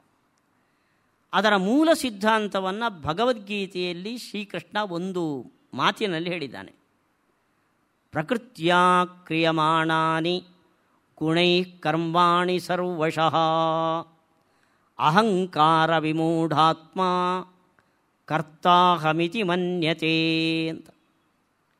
ಈ ಸಿದ್ಧಾಂತದಲ್ಲೂ ಆರಂಭದ ಹಂತದಲ್ಲಿ ಈಶ್ವರ ಇಲ್ಲ, ಜೀವ ಇದ್ದಾನೆ, ಜಡ ಇದೆ, ಮೋಕ್ಷ ಇದೆ, ದೇವರಿಲ್ಲ. ಅಲ್ಲಿಗೆ ಆರಂಭದ ಮೀಮಾಂಸಾ ದರ್ಶನಲ್ಲೂ ನಮ್ಮನ್ನು ಮೀರಿದ ಒಂದು ದೈವೀ ಶಕ್ತಿಯ ಉಲ್ಲೇಖ ಇಲ್ಲ. ಅದರ ನಂತರ ಬಂದ ಸಾಂಖ್ಯ ದರ್ಶನದಲ್ಲೂ ನಿರೀಶ್ವರ ಸಾಂಖ್ಯ ಅಂತ ಅದನ್ನು ಕರಿತೇವೆ. ಇದನ್ನು ಆರಂಭ ಮಾಡಿದವ ಕಪಿಲ ಮುನಿ. ಅವನು ಈ ದರ್ಶನವನ್ನು ಕಂಡುಕೊಂಡರೂ ನಿರೀಶ್ವರ ಸಾಂಖ್ಯ ಇದು. ಇಲ್ಲಿ ದೇವರಿಗೆ ಅವಕಾಶ ಇಲ್ಲ. ಪ್ರಕೃತ್ಯಾ ಕ್ರಿಯಮಾಣಾನಿ ನೋಡಿ, ಪ್ರಪಂಚದಲ್ಲಿ ಕರ್ತೃತ್ವ ಭೋಕ್ತೃತ್ವ ಅಂತ ಎರಡು ಧರ್ಮಗಳು. ಕರ್ತೃತ್ವ ಅಂದರೆ ನಾವು ಅನೇಕ ಕೆಲಸಗಳನ್ನು ಮಾಡ್ತೇವೆ, ಆ ಕೆಲಸಗಳನ್ನು ಮಾಡುವ ಸಾಮರ್ಥ್ಯ ನಮ್ಮಲ್ಲಿದೆ, ಇದನ್ನು ಕರ್ತೃತ್ವ ಅಂತ ಕರಿತೇವೆ. ಮಾಡಿದ ಮೇಲೆ ಮಾಡಿದರ ಫಲವನ್ನು ನೀವು ಉಂಡೇಬೇಕು. ನೀವು ಕಷ್ಟಪಟ್ಟು ಒಂದು ತಿಂಗಳು ಆಫೀಸಿಗೆ ಹೋಗಿ ದುಡಿದ್ರೆ ತಿಂಗಳ ಕೊನೆಯಲ್ಲಿ ಸಂಬಳವನ್ನು ಡ್ರಾ ಮಾಡಲೇಬೇಕು. ಯಾರು ಕರ್ತೃವೋ ಅವನು ಅದರ ಫಲವನ್ನು ಅನುಭವಿಸ್ತಾನೆ. ಅದನ್ನು ಭೋಕ್ತೃ ಅಂತಾರೆ, ಕರ್ತೃತ್ವ ಭೋಕ್ತೃತ್ವ. ಇದು ಯಾರಲ್ಲಿದೆ ಅಂದರೆ ನಾನು ಅಂತೇವೆ.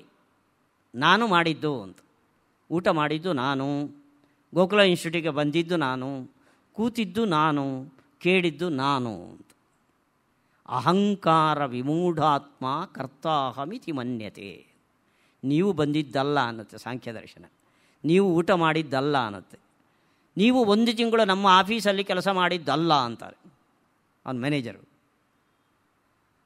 ಗೀತೆಯಲ್ಲಿ ಕೃಷ್ಣ ಹೇಳಿದ ಮಾತು ಅಹಂಕಾರ ವಿಮೂಢಾತ್ಮ ಕರ್ತಾಹಮಿತಿ ಮನ್ಯತೆ.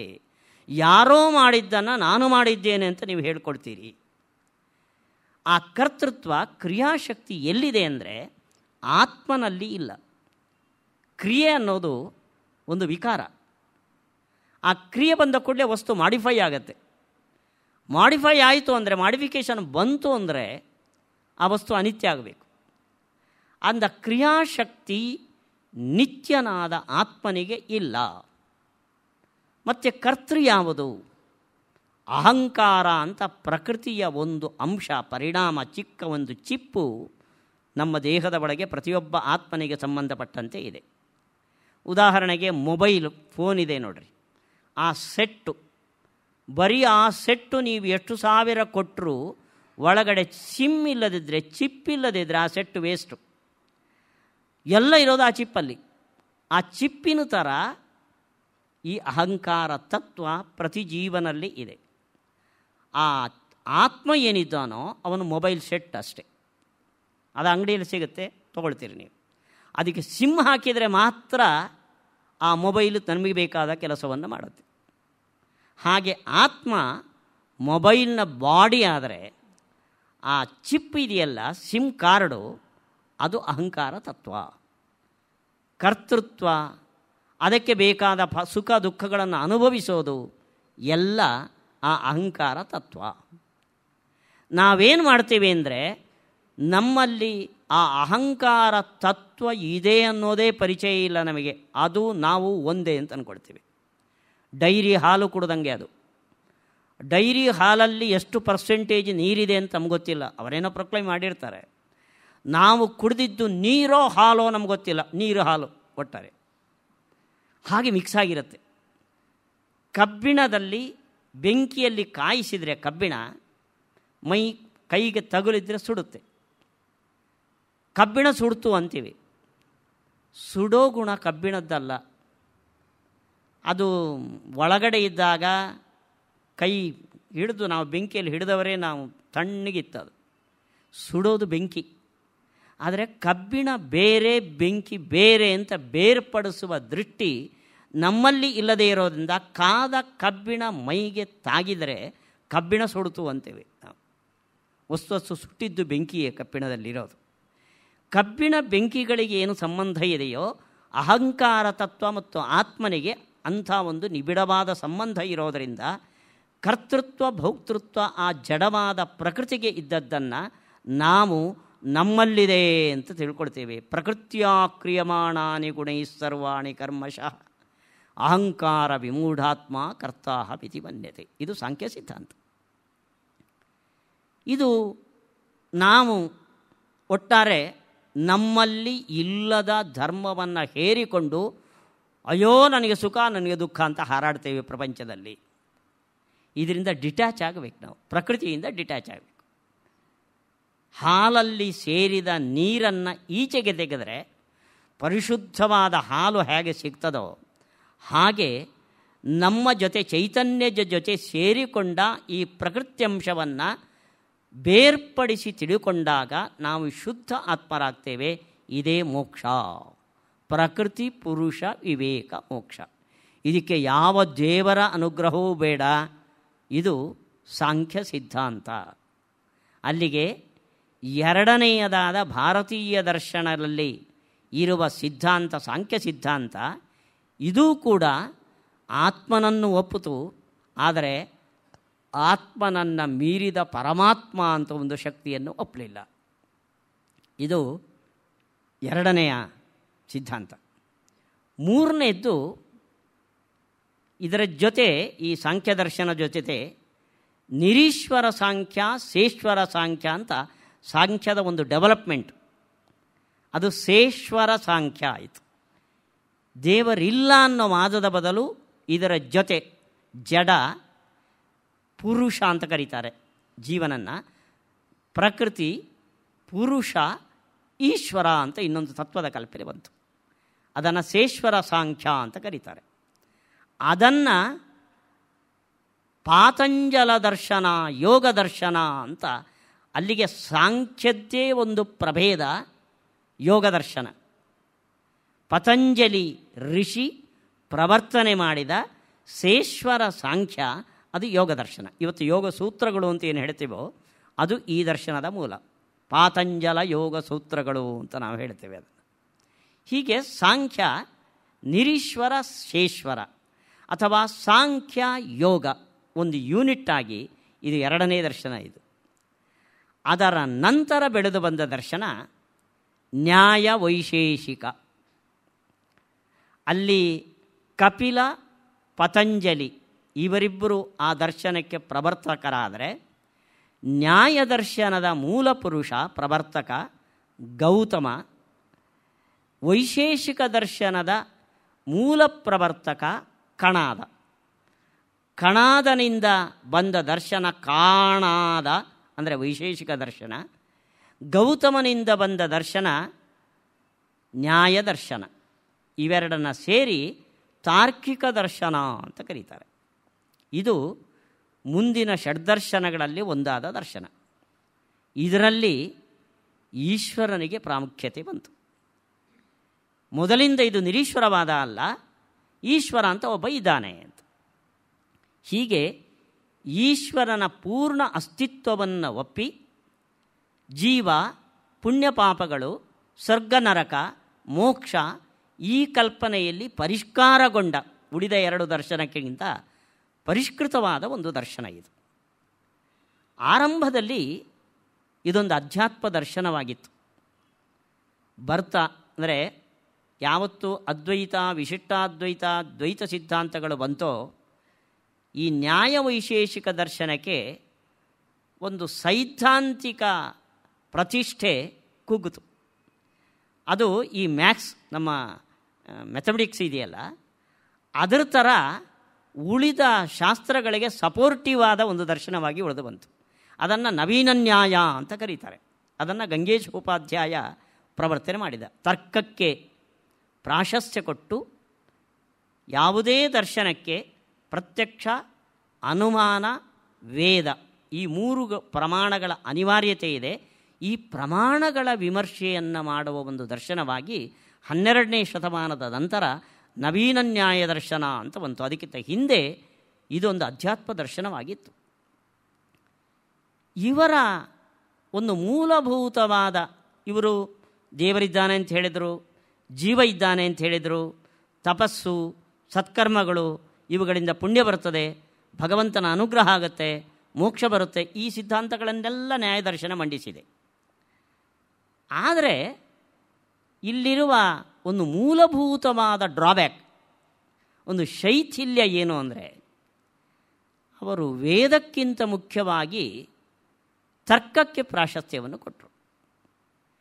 ದೇವರಿದ್ದಾನೆ ಯಾಕೆ ಅಂತ ಈ ವೇದಾಂತಿಗಳಲ್ಲಿ, ದ್ವೈತಿಗಳಲ್ಲೋ ಅದ್ವೈತಿಗಳಲ್ಲೋ ವಿಶಿಷ್ಟಾದ್ವೈತಿಗಳಲ್ಲೋ ಹೇಳಿದರೆ ವೇದವು ದೇವರಿದ್ದಾನೆ ಅಂತ ಹೇಳುತ್ತೆ ಅಂತ ಅವರು ಆನ್ಸರ್ ಕೊಡ್ತಾರೆ. ದ್ಯಾವಾ ಭೂಮಿ ಜನಯನ್ ದೇವ ಏಕಃ. ದೇವರು ಯಾಕಿದ್ದಾನೆ ಅಂದರೆ ವೇದ ಹೇಳ್ತಾ ಇದೆ ಅಂತ.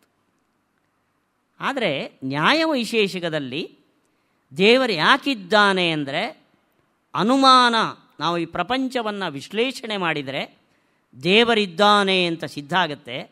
ಅಂದರೆ ಅನುಮಾನದಿಂದ, ಅನುಮಾನ ಅಂದರೆ ಡೌಟು ಅಂತ ಅರ್ಥ ಅಲ್ಲ, ನಮ್ಮ ಕನ್ನಡದ ಅನುಮಾನ ಅಲ್ಲ ಅದು, ಪ್ರತ್ಯಕ್ಷ, ಅನುಮಾನ, ಆಗಮ ಅಂತ 3 ಪ್ರಮಾಣಗಳಲ್ಲಿ ಒಂದಾದ ಅನುಮಾನ ಪ್ರಮಾಣದಿಂದ ಈ ಚೇತನ ವರ್ಗವನ್ನು, ಜಡವರ್ಗವನ್ನು ಮೀರಿದ ಒಂದು ಶಕ್ತಿ ಈ ಪ್ರಪಂಚದ ಸೃಷ್ಟಿಯ ಹಿನ್ನೆಲೆಯಲ್ಲಿ ಇದೆ ಅಂತ ನಾವು ಊಹೆ ಮಾಡಬಹುದು. ದೇವರಿದ್ದಾನೆ ಅನ್ನೋದಕ್ಕೆ ಏನು ಪ್ರಮಾಣ ಅಂದರೆ ಈ ಪ್ರಪಂಚದ, ವಿಚಿತ್ರ ಪ್ರಪಂಚದ ಸೃಷ್ಟಿಯೇ ಕಾರಣ.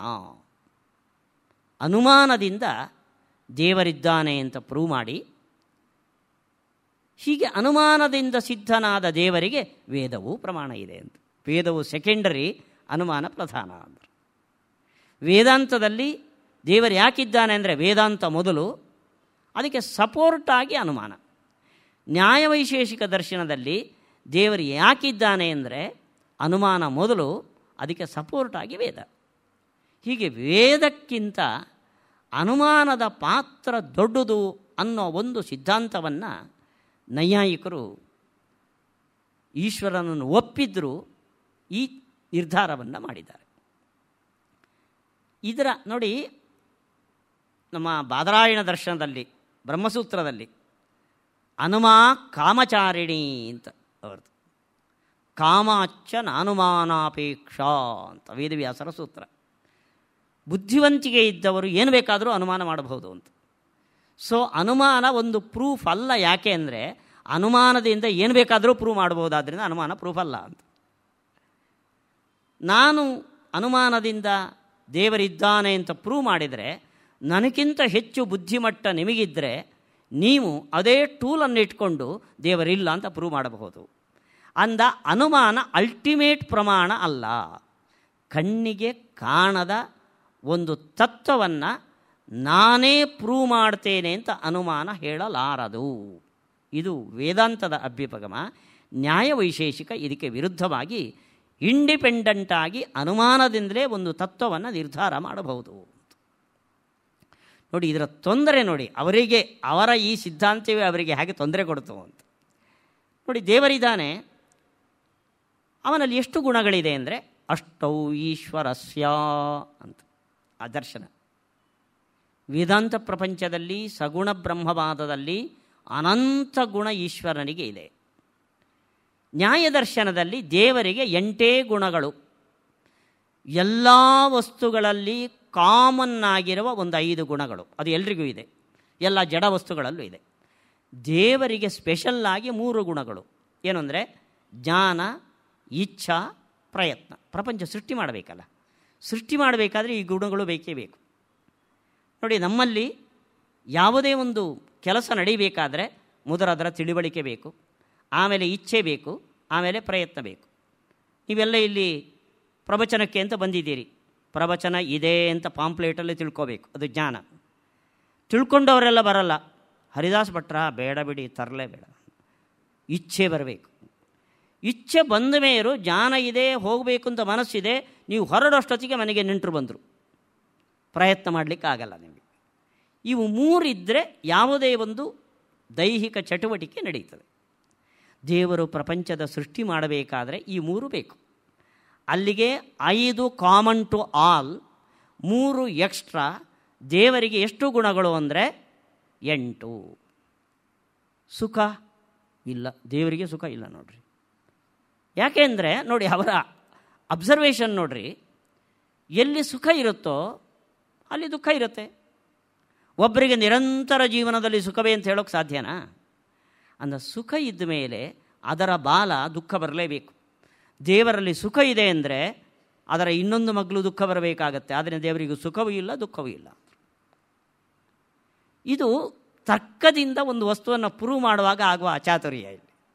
ಅಲ್ಲಿಗೆ ದೇವರು ಅಂತೇವೆ, ನಮಗೆ ಸುಖ ಕೊಡಪ್ಪ ಅಂತ ಅವನ ಹತ್ರ ಕೇಳ್ತೇವೆ, ಅವನಲ್ಲಿ ಸುಖವೇ ಇಲ್ಲ, ಅವನ ಡ್ರಮ್ ಖಾಲಿ, ಅವನು ನಮ್ಗೆ ಸುಖ ಕೊಡಬೇಕಾ?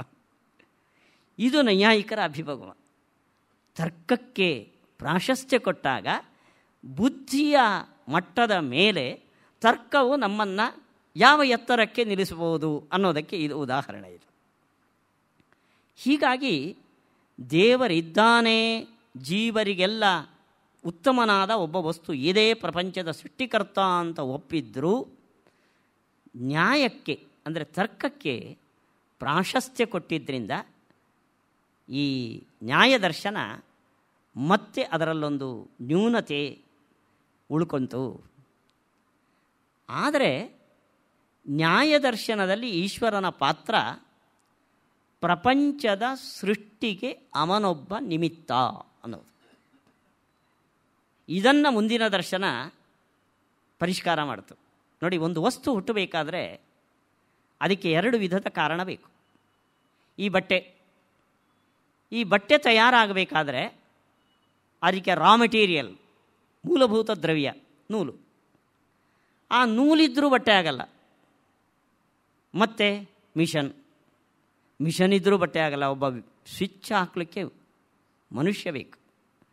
ಅಲ್ಲಿಗೆ ಒಂದು ಮೂಲಭೂತವಾದ ದ್ರವ್ಯ, ಆ ದ್ರವ್ಯವನ್ನು ಜೋಡಿಸುವ ಒಬ್ಬ ಚೇತನ, 2 ಇದ್ದರೆ ಒಂದು ವಸ್ತು ತಯಾರಾಗುತ್ತೆ. ಆ ಮೂಲಭೂತವಾದ ದ್ರವ್ಯವನ್ನು ನೈಯಾಯಿಕರು ಸಮವಾಯಿ ಕಾರಣ ಅಂದರು, ವೇದಾಂತಿಗಳು ಉಪಾದಾನ ಕಾರಣ ಅಂದರು. ಅದನ್ನು ವಸ್ತು ಒಂದೇ, ಹೆಸರು ಬೇರೆ. ನೂಲು ಬಟ್ಟೆಯಾಯಿತು, ಬಟ್ಟೆಗೆ ಮೂಲಭೂತ ದ್ರವ್ಯ ನೂಲು, ಬಟ್ಟೆಗೆ ಸಮವಾಯಿ ಕಾರಣ ಅಂತ ನೈಯಾಯಿಕರಂದರೆ, ವೇದಾಂತಿಗಳು ಅಂದರೆ ಅದ್ವೈತ, ವಿಶಿಷ್ಟಾದ್ವೈತ, ದ್ವೈತ ಸಿದ್ಧಾಂತಗಳು ಇದನ್ನು ಉಪಾದಾನ ಕಾರಣ ಅಂತ ಕರೀತು. ಪ್ರಪಂಚಕ್ಕೆ ದೇವರು ಕಾರಣ ಅಂದರೆ ನೂಲಿನಂತೆ ಉಪಾದಾನ ಕಾರಣನೋ, ನೇಕಾರನಂತೆ ನಿಮಿತ್ತ ಕಾರಣನೋ ಅನ್ನೋ ಪ್ರಶ್ನೆ ಬಂದಾಗ ನೈಯಾಯಿಕರಂದರು ಅವನು ನಿಮಿತ್ತ ಕಾರಣ, ಉಪಾದಾನ ಕಾರಣ ಅಲ್ಲ. ಯಾಕೆಂದರೆ ಪ್ರಪಂಚ ಜಡ, ದೇವರು ಚೇತನ. ನೂಲು ಜಡ, ಬಟ್ಟೆಯೂ ಜಡ. ಉಪಾದಾನ ಅದರಿಂದ ಸಿದ್ಧವಾದ ವಸ್ತು, 2 ಒಂದೇ ನೇಚರ್ ಇರುತ್ತೆ ಅದರಲ್ಲಿ. ಅಂದ ನೇಕಾರನಂತೆ ಬ್ರಹ್ಮ ಈ ಪ್ರಪಂಚಕ್ಕೆ ನಿಮಿತ್ತ ಕಾರಣ ಮಾತ್ರ, ಉಪಾದಾನ ಕಾರಣವಾದ್ದು ಪಂಚಭೂತಗಳು ಅಂದರು. ಇದು ನೈಯಾಯಿಕರು ಪ್ರಪಂಚಕ್ಕೆ ಕಾರಣನಾಗಿ ಈಶ್ವರನನ್ನು ಒಪ್ಪಿದ್ರೂ ಕೂಡ ಅವನು ನಿಮಿತ್ತ ಕಾರಣ, ಈ ಪ್ರಪಂಚಕ್ಕೆ ಉಪಾದಾನ ಕಾರಣ ಪಂಚಭೂತಗಳು ಅಂದರು. ಪಂಚಭೂತಗಳು ಅಂದರೆ ಪೃಥಿವಿ, ಅಪು, ತೇಜೋ, ವಾಯು, ಆಕಾಶ. ಇದರಲ್ಲಿ ಆಕಾಶ ಒಂದು ನಿತ್ಯ, ಅದನ್ನು ಬಿಟ್ಟರೆ ಉಳಿದ 4 ಭೂತ ಪದಾರ್ಥಗಳಿದೆಯಲ್ಲ, ಇದರ ಅಲ್ಟಿಮೇಟ್ ಸ್ವರೂಪ. ಇವರು ಪ್ರಳಯ, ಸೃಷ್ಟಿ ಇದನ್ನೆಲ್ಲ ಒಪ್ತಾರೆ. ಈ ಪ್ರಪಂಚದ ನಾಶ ಅಂದರೆ ಈ 4 ಭೂತ ಪದಾರ್ಥಗಳು ಆಟಮ್, ಅಣುರೂಪಕ್ಕೆ ಹೋಗಿ ನಿಂತ್ಕೊಳ್ಳೋದು. ಇದು ಪ್ರಪಂಚದ ನಾಶ. ಪೃಥ್ವಿಯು ಪರಮಾಣು ರೂಪಕ್ಕೆ ಹೋಗುತ್ತೆ, ನೀರು, ವಾಯು, ತೇಜಸ್ಸು, ಈ 4 ಭೂತ ಪದಾರ್ಥಗಳು ಅಣುರೂಪದಿಂದ ಇರೋದು. ಇದು ಪ್ರಪಂಚದ ನಾಶ. ಆಯಿತಾ? ಪರಮಾಣುಗಳು ಅನ್ನೋ ಕಲ್ಪನೆಯನ್ನು ಮೊದಲು ಕೊಟ್ಟವರು ನ್ಯಾಯವೈಶೇಷಿಕರು. ಆ ಪರಮಾಣು ನಿತ್ಯ, ಅದನ್ನು ಸ್ಪ್ಲಿಟ್ ಮಾಡೋಕ್ಕಾಗಲ್ಲ ಅಂತ ಇದು ಅವರ ಸಿದ್ಧಾಂತ. ಇವತ್ತು ಪರಮಾಣುವನ್ನು ಸ್ಪ್ಲಿಟ್ ಮಾಡುತ್ತೇವೆ, ಒಡಿತೇವೆ ಅಂತ ನೀವೇ ಹೇಳ್ತೀರಿ. ನೈಯಾಯಿಕರಂತಾರೆ, ನೀವು ಯಾವುದು ಒಡಿತೀರೋ ಅದು ನಮ್ಮ ಪರಮಾಣು ಅಲ್ಲ, ನಿಮಗೆ ಯಾವುದನ್ನು ಒಡೆಯೋಕ್ಕಾಗಲ್ಲೋ ಅದು ನಮ್ಮ ಪರಮಾಣು ಅಂತ. ಅಲ್ಲಿಗೆ ಆ ಪರಮಾಣು ಈ ವಿಶ್ವದ ಕೊನೆಯ ರೂಪ. ಅದು ಎರಡಾಗಿ ಜೋಡಿಕೊಳ್ಳುತ್ತೆ. ಮೊದಲು ಎರಡಾದ ವಸ್ತುವಿಗೆ ದ್ವ್ಯಣುಕ ಅಂತ ಹೆಸರು. 3 ದ್ವ್ಯಣುಕಗಳು ಸೇರಿ ಇನ್ನೊಂದು ವಸ್ತು ತಯಾರಾಗುತ್ತೆ. 4 ಅಂಥ ಚತುರ್ಣುಕಗಳು ಸೇರಿ ದೊಡ್ಡ ಪ್ರಪಂಚ ನಿರ್ಮಾಣ ಆಗುತ್ತೆ. ಇದು ನೈಯಾಯಿಕರ ಸೃಷ್ಟಿಯ ಪ್ರಕ್ರಿಯೆ. ಅಲ್ಲಿಗೆ ಪರಮಾಣುವಿನಿಂದ ಈ ಜಗತ್ತಿನ ಸೃಷ್ಟಿಯನ್ನು ಅವರು ಒಪ್ಪಿದ್ದರಿಂದ ಪರಮಾಣ್ವಾರಂಭವಾದಿಗಳು ಅಂತ ಅವರಿಗೆ ಹೆಸರು ಬಂತು. ಅಲ್ಲಿಗೆ ಈಶ್ವರ ನೇಕಾರನಂತೆ ಈ ಪರಮಾಣುಗಳನ್ನು ಜೋಡಿಸ್ತಾನೆ ಅಷ್ಟೇ. ಈಶ್ವರ ನಿಮಿತ್ತ ಕಾರಣ, ಉಪಾದಾನ ಪರಮಾಣುಗಳು ಅಂತ ಎರಡನ್ನು ಪ್ರತ್ಯೇಕಗೊಳಿಸಿದರು ನೈಯಾಯಿಕರು. ಇದು ನ್ಯಾಯವೈಶೇಷಿಕ ದರ್ಶನ. ಇಲ್ಲಿ ಈಶ್ವರನಿಗೆ ಒಂದು ಪ್ರಮುಖವಾದ ಸ್ಥಾನ ಇದೆ. 8 ಗುಣದ ಒಬ್ಬ ಸರ್ವಶಕ್ತನಾದ ಈಶ್ವರನ ಕಲ್ಪನೆ ಈ ನ್ಯಾಯವೈಶೇಷಿಕ ದರ್ಶನದಿಂದ ಮೊದಲುಗೊಂಡಿತು. ಇದರ ನಂತರ ಅದ್ವೈತ ದರ್ಶನ ಬಂತು. ನೋಡಿ, ಅದ್ವೈತ ದರ್ಶನ ನಮ್ಮ ಭಾರತೀಯ ದಾರ್ಶನಿಕ ಇತಿಹಾಸವನ್ನು ನೋಡಿದಾಗ ಈ ಅದ್ವೈತ ದರ್ಶನದ ಕಲ್ಪನೆ ಹಿಂದೂ ಇರಲಿಲ್ಲ, ಮುಂದೆಯೂ ಇರಲಿಲ್ಲ. ಹಿಂದೆ ಇದ್ದಿದ್ದೆಲ್ಲ ನೋಡಿ, ಈ ಪ್ರಪಂಚ ಸತ್ಯ, ದೇವರೇ ಇಲ್ಲ, ಅಥವಾ ಪ್ರಪಂಚ ಸತ್ಯ, ದೇವರಿದ್ದಾನೆ, ಅವನಲ್ಲಿ ಗುಣಗಳಿವೆ, ಅಲ್ಲಿ ನಿರ್ಗುಣ ಬ್ರಹ್ಮವಾದವೂ ಇಲ್ಲ, ಜಗತ್ತು ಮಿಥ್ಯಾ ಅನ್ನೋ ವಾದವೂ ಇಲ್ಲ. ಮೀಮಾಂಸಾ, ಸಾಂಖ್ಯ ವೈಶೇಷಿಕ, ಸಾಂಖ್ಯ ಯೋಗ, ನ್ಯಾಯ ವೈಶೇಷಿಕ, ಈ 3 ದರ್ಶನಗಳಲ್ಲೂ ಕೂಡ ಪ್ರಪಂಚ ಸತ್ಯ, ಇಲ್ಲ ಅಂತ ಮೊದಲನೇ ದರ್ಶನ, ದೇವರಿದೆ ಅಂತ ಅನಂತರ ದರ್ಶನ. ಅವನು ನಿರ್ಗುಣನಲ್ಲ, ಸಗುಣೇಶ್ವರನ ಕಲ್ಪನೆ. ಆದರೆ ಅದ್ವೈತ ದರ್ಶನ, ವೈದಿಕ ದರ್ಶನ, ಇದರಲ್ಲಿ ಹಿಂದೆ ಇಲ್ಲದ ಒಂದು ಕಲ್ಪನೆ ಮೂಡಿತು. ಇಲ್ಲಿ ದೇವರಿದ್ದಾನೆ, ಆದರೆ ಅವನು ನಿರ್ಗುಣ. ದೇವರಿದ್ದಾನೆ, ದೇವರು ಮಾತ್ರ ಇದ್ದಾನೆ, ನಾವು ನೀವೆಲ್ಲ ಬ್ರಹ್ಮರೂಪರೇ. ಆ 3 ದರ್ಶನಗಳಲ್ಲಿ ಅಭೇದದ ಕಲ್ಪನೆ ಇಲ್ಲ, ಏಕಾತ್ಮವಾದದ ಕಲ್ಪನೆ ಇರಲಿಲ್ಲ. ಇಲ್ಲಿ ಏಕಾತ್ಮವಾದದ ಕಲ್ಪನೆ ಬಂತು, ನಿರ್ಗುಣ ಈಶ್ವರನ ಕಲ್ಪನೆ ಬಂತು, ಜಗತ್ತು ಮಿಥ್ಯಾ ಅಂತ ಹೇಳುವ ಒಂದು ಹೊಸತನ ಸೇರ್ಕೊಂತು. ಇದು ದೊಡ್ಡ ಒಂದು ಗ್ಯಾಪ್. ದಾರ್ಶನಿಕ ಇತಿಹಾಸವನ್ನು ನೋಡಿದಾಗ ಶಾಂಕರ ದರ್ಶನದಲ್ಲಿ ಒಂದು ದೊಡ್ಡ ಒಂದು ಗ್ಯಾಪ್ ಬಂತು. ಪ್ರಪಂಚ ಸತ್ಯ ಅಂದರೆ ಪ್ರಪಂಚ ಮಿಥ್ಯ ಅಂತು. ಆತ್ಮರು ಅನೇಕರು ಅಂದರೆ ಆತ್ಮನು ಏಕ ಅಂತ ಒಂದು ಸಿದ್ಧಾಂತ ಬಂತು. ಆತ್ಮನು ಸಗುಣ ಅಂದರೆ ಆತ್ಮನು ನಿರ್ಗುಣ ಅನ್ನೋ ಸಿದ್ಧಾಂತ. ಪ್ರಮುಖವಾದ ಕೆಲವು ಬದಲಾವಣೆಗಳು ಅದ್ವೈತ ದರ್ಶನದಲ್ಲಿ, ಶಾಂಕರ ದರ್ಶನದಲ್ಲಿ ಬಂತು. ಇವರು ಕರ್ಮಕಾಂಡಕ್ಕೆ 2ನೇ ಸ್ಥಾನವನ್ನು ಕೊಟ್ಟರು. ಬ್ರಹ್ಮ, ಉಪನಿಷತ್, ವೇದಾಂತ ಇದಕ್ಕೆ ಪ್ರಥಮ ಸ್ಥಾನವನ್ನು ಕೊಟ್ಟರು. ನೈಯಾಯಿಕ ದರ್ಶನದಲ್ಲಿ ಅಥವಾ ಉಳಿದ ದರ್ಶನದಲ್ಲಿ ಈ ವೇದಾಂತಕ್ಕೆ ಈ ಪ್ರಾಶಸ್ತ್ಯ ಇರಲಿಲ್ಲ. ಆ ಪ್ರಾಶಸ್ತ್ಯ ಶಾಂಕರ ದರ್ಶನದಲ್ಲಿ ಬಂತು. ಇನ್ನೊಂದು ಇಲ್ಲದ ದೊಡ್ಡ ಬದಲಾವಣೆ ಅಂದರೆ, ನಾನು ಹಿಂದೆ ಹೇಳಿದೆ, ದೇವರನ್ನು ಒಪ್ಪಿದ ನ್ಯಾಯವೈಶೇಷಿಕ ದರ್ಶನದಲ್ಲಿ ದೇವರು ನಿಮಿತ್ತ, ಜಡವಾದ ಅಣುಗಳು ಈ ಪ್ರಪಂಚಕ್ಕೆ ಸಮವಾಯಿ ಕಾರಣ ಅಂತ. ಆ ಸಮವಾಯಿ ಕಾರಣ ಅನ್ನೋ ಮಾತನ್ನು ಬಿಟ್ಟು ವೇದಾಂತದಲ್ಲಿ 3 ವೇದಾಂತಗಳು ಆ ಸಮವಾಯಿ ಕಾರಣ ಅನ್ನೋದರ ಬದಲು ಉಪಾದಾನ ಅಂತ ಒಂದು ಹೊಸ ಶಬ್ದವನ್ನು ಬಳಸಿದರು. ಅಲ್ಲಿಗೆ ಉಪಾದಾನ ಕಾರಣ, ನಿಮಿತ್ತ ಕಾರಣ ಅಂತ. ಈ ಬಟ್ಟೆಗೆ ಉಪಾದಾನ ಕಾರಣ ನೂಲು, ನಿಮಿತ್ತ ಕಾರಣ ನೇಕಾರ. ಪ್ರಪಂಚಕ್ಕೆ ಹೀಗೆ ಎರಡಿಲ್ಲ. ಯಾಕೆಂದರೆ ಉಪನಿಷತ್ತು ನೋಡಿ, ಸೃಷ್ಟಿಯನ್ನು ಹೇಳುವ ಉಪನಿಷತ್ತು ವಾಕ್ಯ, ಸದೇವ ಸೌಮ್ಯ ಇದಮಗ್ರ ಆಸೀತ್ ಏಕಮೇವಾದ್ವಿತೀಯಂ. ಈ ಪ್ರಪಂಚದ ಅಗ್ರೆ ಆರಂಭದಲ್ಲಿ ಯಾವುದು ಇತ್ತು ಅಂದರೆ ಸತ್ ಅಂದರೆ ಬ್ರಹ್ಮ. ಸದೇವ ಏಕಮೇವ ಅದ್ವಿತೀಯಂ. ಅದು ಬಿಟ್ಟರೆ ಇನ್ನೇನೂ ಇರಲಿಲ್ಲ. ಅಲ್ಲಿಗೆ ಪರಮಾಣುಗಳು ಇಲ್ಲ, ಪಂಚಭೂತಗಳ ಅವಶೇಷಗಳು ಇರಲಿಲ್ಲ, ಪ್ರಕೃತಿಯಿಂದ ಸಾಂಖ್ಯರು ಒಂದು ತತ್ವವನ್ನು, ಜಡವಾದ ವಸ್ತುವನ್ನು ಒಪ್ಪಿದರು. ಅದು ಇಲ್ಲ, ಏಕಮೇವಾದ್ವಿತೀಯಂ. ಅಲ್ಲಿಗೆ ಏಕಮೇವಾದ್ವಿತೀಯನಾದ ಬ್ರಹ್ಮನಿಂದ ಈ ಪ್ರಪಂಚದ ನಿರ್ಮಾಣ ಆಗಬೇಕು. ಅಲ್ಲಿ ಎರಡಿಲ್ಲ, ನಿಮಿತ್ತ ಕಾರಣ, ಉಪಾದಾನ ಕಾರಣ, ನೂಲು, ನೇಕಾರ ಅಂತನ್ನೋ ಎರಡು ವಸ್ತು ಇಲ್ಲ. ಅಲ್ಲಿಗೆ 2 in 1 ಡಬಲ್ ರೋಲನ್ನು ಬ್ರಹ್ಮ ಮಾಡಬೇಕು. ಈ ವಾದವನ್ನು ಅಭಿನ್ನ ನಿಮಿತ್ತೋಪಾದಾನ ವಾದ ಅಂತ ಕರೀತಾರೆ. ನಿಮಿತ್ತ ಉಪಾದಾನ ಎರಡು ಅಭಿನ್ನ ಒಂದೇ. ಅಲ್ಲಿ ನಿಮಿತ್ತ ಒಂದು, ಉಪಾದಾನ ಒಂದು, ರಾ ಮೆಟೀರಿಯಲ್ ಒಂದು, ಒಬ್ಬ ಮಾಡುವ ವ್ಯಕ್ತಿ ಚೇತನ ಅಂತ ಎರಡಿರಲಿಲ್ಲ, ಒಂದು ಚೇತನ ಮಾತ್ರ ಇತ್ತು. ಆ ಒಂದೇ ಚೇತನ ಎರಡೂ ರೋಲನ್ನು ಮಾಡಬೇಕು. ಅಲ್ಲ, ಎರಡೂ ರೋಲನ್ನು ಮಾಡೋದು ಹೇಗೆ? ಇವಾಗ ನೂಲು ಬಟ್ಟೆ ಆಯಿತು, ಬ್ರಹ್ಮನೇ ಪ್ರಪಂಚ ಆಯಿತು ಅಂದರೆ ಹೌದು. ಎರಡು ಡಬಲ್ ರೋಲ್ ಅಂದಮೇಲೆ ಬ್ರಹ್ಮವೇ ಪ್ರಪಂಚ ಆಗಬೇಕು. ಅಲ್ಲಿಗೆ ಬ್ರಹ್ಮನು ಪ್ರಪಂಚವಾದ, ನೂಲು ಬಟ್ಟೆಯಾದಂತೆ. ಆದ್ದರಿಂದ ಬ್ರಹ್ಮನು ಉಪಾದಾನ ಕಾರಣ. ಅವನನ್ನು ನೇಕಾರ ನೂಲನ್ನು ಬಟ್ಟೆ ಮಾಡಿದಂತೆ ಮತ್ತೊಬ್ಬರು ಪ್ರಪಂಚವಾಗಿ ಮಾಡಲಿಲ್ಲ, ಅವನೇ ಸ್ವೇಚ್ಛೆಯಿಂದ ಆದ. ಅಲ್ಲಿಗೆ ನಿಮಿತ್ತ. ಇಚ್ಛೆ ಇರುವವನು ನಿಮಿತ್ತ.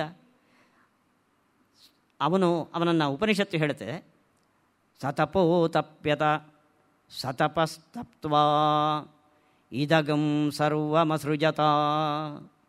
ತಪೋತಪ್ಯತ ಅಂದರೆ ಕಣ್ಣು ಮುಚ್ಚಿ ತಪಸ್ಸು ಮಾಡ್ತು ಅಂತ ಅರ್ಥ ಅಲ್ಲ. ತಪೋತಪ್ಯತ ಅಂದರೆ ಅದು ಯೋಚನೆ ಮಾಡ್ತು, ಈ ಪ್ರಪಂಚವನ್ನು ನಿರ್ಮಾಣ ಮಾಡಬೇಕು ಅಂತ. ಯೋಚನೆ ಮಾಡಿ ಬಯಸಿ ತಾನು ಪ್ರಪಂಚವಾಗಿ ಮಾಡಿಫೈ ಆಯಿತು. ಅಲ್ಲಿಗೆ ಬಯಸಿದ್ರಿಂದ ನಿಮಿತ್ತ, ಮಾಡಿಫಿಕೇಷನ್ ಬಂದಿದ್ದರಿಂದ ಪರಿಣಾಮ. ಇದು ಶಾಂಕರ ದರ್ಶನದಲ್ಲಿ ಬಂದ ಒಂದು ಹೊಸ ಹೆಜ್ಜೆ. ಅದರ ಹಿಂದೆ ಪ್ರಪಂಚಕ್ಕೆ ನಿಮಿತ್ತ ಬೇರೆ, ಉಪಾದಾನ ಬೇರೆ ಅಂತ ಕಲ್ಪನೆ ಇದ್ದರೆ, ಶಾಂಕರ ದರ್ಶನದಲ್ಲಿ ಪ್ರಪಂಚಕ್ಕೆ ಉಪಾದಾನ ನಿಮಿತ್ತ ಎರಡೂ ಒಂದೇ ಅನ್ನೋ ಇದನ್ನು, ಈ ಅಭಿನ್ನ ನಿಮಿತ್ತೋಪಾದಾನವಾದವನ್ನು ಶಾಂಕರ ದರ್ಶನ ಅಡಾಪ್ಟ್ ಮಾಡಿಕೊಳ್ತು. ರಾಮಾನುಜ ದರ್ಶನವೂ ಒಪ್ಪಿಕೊಳ್ತು. ಮಾಧ್ವ ದರ್ಶನ ಇದನ್ನು ರಿಜೆಕ್ಟ್ ಮಾಡ್ತು. ಇದು ಮಾಧ್ವ ದರ್ಶನದ ವಿಶೇಷ. ಇದು ಮಾಧ್ವ ದರ್ಶನದಲ್ಲಿ ಉಪಾದಾನ ಬೇರೆ, ನಿಮಿತ್ತ ಬೇರೆ. ಯಾಕೆಂದರೆ ಉಪಾದಾನ ಜಡ, ನಿಮಿತ್ತ ಬ್ರಹ್ಮ. ಆದರೆ ಶಾಂಕರ ರಾಮಾನುಜ ದರ್ಶನಗಳಲ್ಲಿ ಈ ಪ್ರಪಂಚಕ್ಕೆ ನಿಮಿತ್ತ ಮತ್ತು ಉಪಾದಾನ ಒನ್ ಆ್ಯಂಡ್ ದಿ ಸೇಮ್. ಇದು ಅಭಿನ್ನ ನಿಮಿತ್ತೋಪಾದಾನವಾದ ಅಂತ ಕರೀತಾರೆ. ಇದು ಅದ್ವೈತ ದರ್ಶನದ ಮತ್ತೊಂದು ಹೊಸತನ. ಅಲ್ಲಿಗೆ ನಿರ್ಗುಣ ಬ್ರಹ್ಮವಾದ, ಜಗತ್ತು ಅಸತ್ಯ ಅಂತ ವಾದ, ಏಕಾತ್ಮವಾದ, ಇದು ಶಾಂಕರ ದರ್ಶನದ 3 ಅಂಶಗಳ ಜೊತೆಯಲ್ಲಿ ಅಭಿನ್ನ ನಿಮಿತ್ತೋಪಾದಾನವಾದ. ಇದು 4ನೇ ಹೊಸದನ ವೇದಾಂತ ದರ್ಶನದಲ್ಲಿ, ಶಾಂಕರ ದರ್ಶನದಲ್ಲಿ ಬಂತು. ಇದರ ನೋಡಿ, ಈ ನಿಮಿತ್ತವೂ ಉಪಾದಾನವೂ ಒಂದೇ ಅಂದರೆ, ನೂಲು ಬಟ್ಟೆಯಾದಂತೆ ಬ್ರಹ್ಮ ಪ್ರಪಂಚ ಆಯಿತೋ ಅಂದರೆ, ನಾವು ಸಾಧಾರಣ ಅದ್ವೈತ ದರ್ಶನ ಅಂದರೆ ಶಂಕರಾಚಾರ್ಯರು ಆರಂಭದಲ್ಲಿ ಮಾಡಿದ್ದು ಅಂತ ಅಂದ್ಕೊಳ್ತೇವೆ. ಆದರೆ ಇತಿಹಾಸದಲ್ಲಿ ಅದ್ವೈತಕ್ಕೆ ಇನ್ನೊಂದು ಕವಲಿದೆ. ಅದು ಶಾಂಕರಕ್ಕಿಂತ ಪೂರ ಮೊದಲನೇದ್ದು, ಭಾಸ್ಕರಾದ್ವೈತವಾದ ಅಂತ. ನೂಲು ಬಟ್ಟೆಯಾದಂತೆ ಬ್ರಹ್ಮವೂ ಪ್ರಪಂಚ ಆಯಿತು ಅಂತ ಅವರು ಹೇಳ್ತಾರೆ. ಅಲ್ಲಿಗೆ ಬ್ರಹ್ಮ ಮಾಡಿಫೈ ಆಯಿತು ಪ್ರಪಂಚವಾಗಿ ಅಂತ, ಪರಿಣಾಮವಾದ. ಆಯಿತಾ? ಹಾಗಾದರೆ ದೇವರು ಇನ್ನೊಂದು ರೀತಿಯಾಗಿ ಮಾಡಿಫೈ ಆದ, ಮತ್ತು ಹಿಂದಿನ ಥರನೇ ಬಂದ ಅಂದರೆ ದೇವರಿಗೊಂದು ವಿಕಾರ ಬಂತಲ್ಲ. ಕಲ್ಲು, ಮಣ್ಣು, ನೀರು ಇವೆಲ್ಲ ದೇವರು ಅಂತ ಆದರೆ, ಈ ಜಡತ್ವ ಎಂಬುದು ನಮಗೆ ಬೇಡದ ವಸ್ತು. ದೇವರಿಗೆ ಜಡತ್ವ ಬಂತು ಅಂತ ಒಪ್ಪಿದ್ರೆ ದೇವರಿಗೆ ಒಂದು ವೀಕ್ನೆಸ್ ಬಂತಲ್ಲ.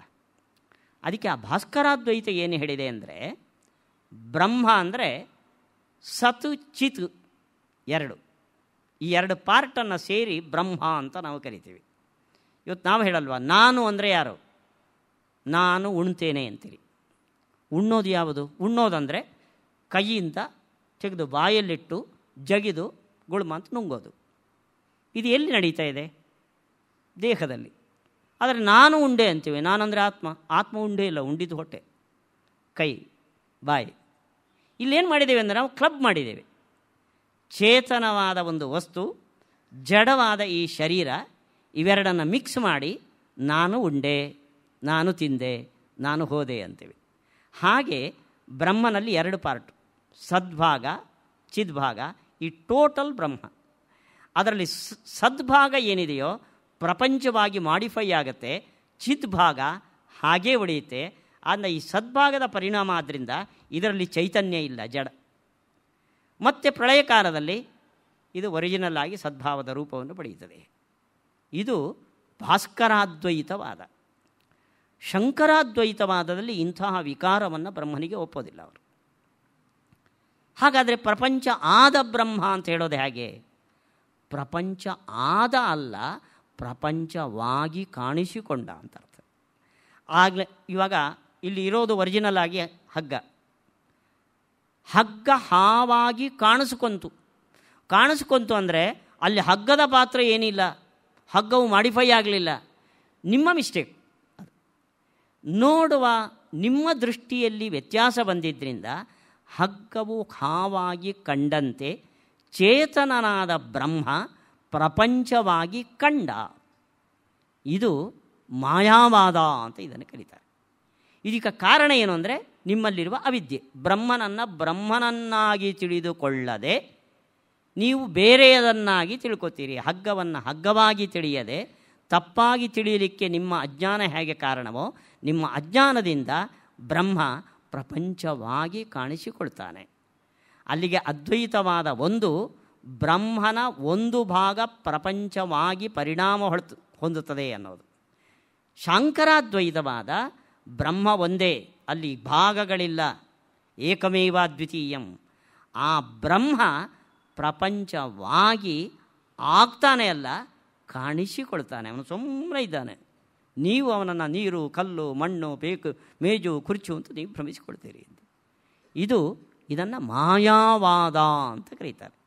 ಮಾಯೆಯಿಂದ ಆದ ಪರಿಣಾಮಗಳು ಇವೆಲ್ಲ.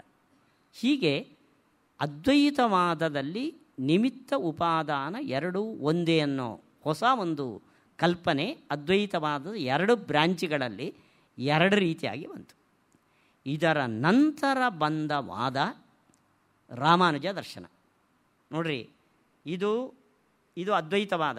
ಇದರ ಹಿಂದೆ ಮೀಮಾಂಸಾ, ಸಾಂಖ್ಯಯೋಗ, ನ್ಯಾಯವೈಶೇಷಿಕ, ಈ 3ರಲ್ಲೂ ಒಪ್ಪದ ಒಂದು 3-4 ಹೊಸ ಅಂಶಗಳನ್ನು ಅದ್ವೈತವಾದ ಒಪ್ತು. ಇದರ ನಂತರ ವಿಶಿಷ್ಟಾದ್ವೈತ, ದ್ವೈತ ಅಂತ ಬಂತು. ಇಲ್ಲಿರುವ ಕಲ್ಪನೆ ಈ 2 ದರ್ಶನಗಳಲ್ಲೂ ಬರಲಿಲ್ಲ. ಈ ಅದ್ವೈತ ಸಿದ್ಧಾಂತ ಪ್ರಪಂಚವು ಮಿಥ್ಯ ಅಂದರೆ, ವಿಶಿಷ್ಟಾದ್ವೈತ ಸಿದ್ಧಾಂತ ಪ್ರಪಂಚವು ಸತ್ಯ ಅಂತ. ಅದ್ವೈತ ಸಿದ್ಧಾಂತ ಆತ್ಮ ಏಕ ಅಂದರೆ, ವಿಶಿಷ್ಟಾದ್ವೈತ ಸಿದ್ಧಾಂತ ಆತ್ಮ ಅನೇಕ ಅಂತ. ಅದ್ವೈತ ಸಿದ್ಧಾಂತ ಬ್ರಹ್ಮ ನಿರ್ಗುಣ ಅಂದರೆ, ವಿಶಿಷ್ಟಾದ್ವೈತ ಸಿದ್ಧಾಂತ ಬ್ರಹ್ಮ ಸಗುಣ ಅಂತ. ಇಲ್ಲಿಗೆ ತಿರುಗುತ್ತದು. ಅಲ್ಲಿಗೆ ಅದ್ವೈತದ ಹಿಂದೆಯೂ ವೇದಾಂತದ ಈ ರೀತಿಯ ಬ್ರಹ್ಮನ ಕಲ್ಪನೆ, ಪ್ರಪಂಚದ ಕಲ್ಪನೆ ಇರಲಿಲ್ಲ. ಅದ್ವೈತದ ನಂತರವೂ ಈ ರೀತಿಯ ಪ್ರಪಂಚದ ಸೃಷ್ಟಿಯ ಕಲ್ಪನೆ ಇರಲಿಲ್ಲ.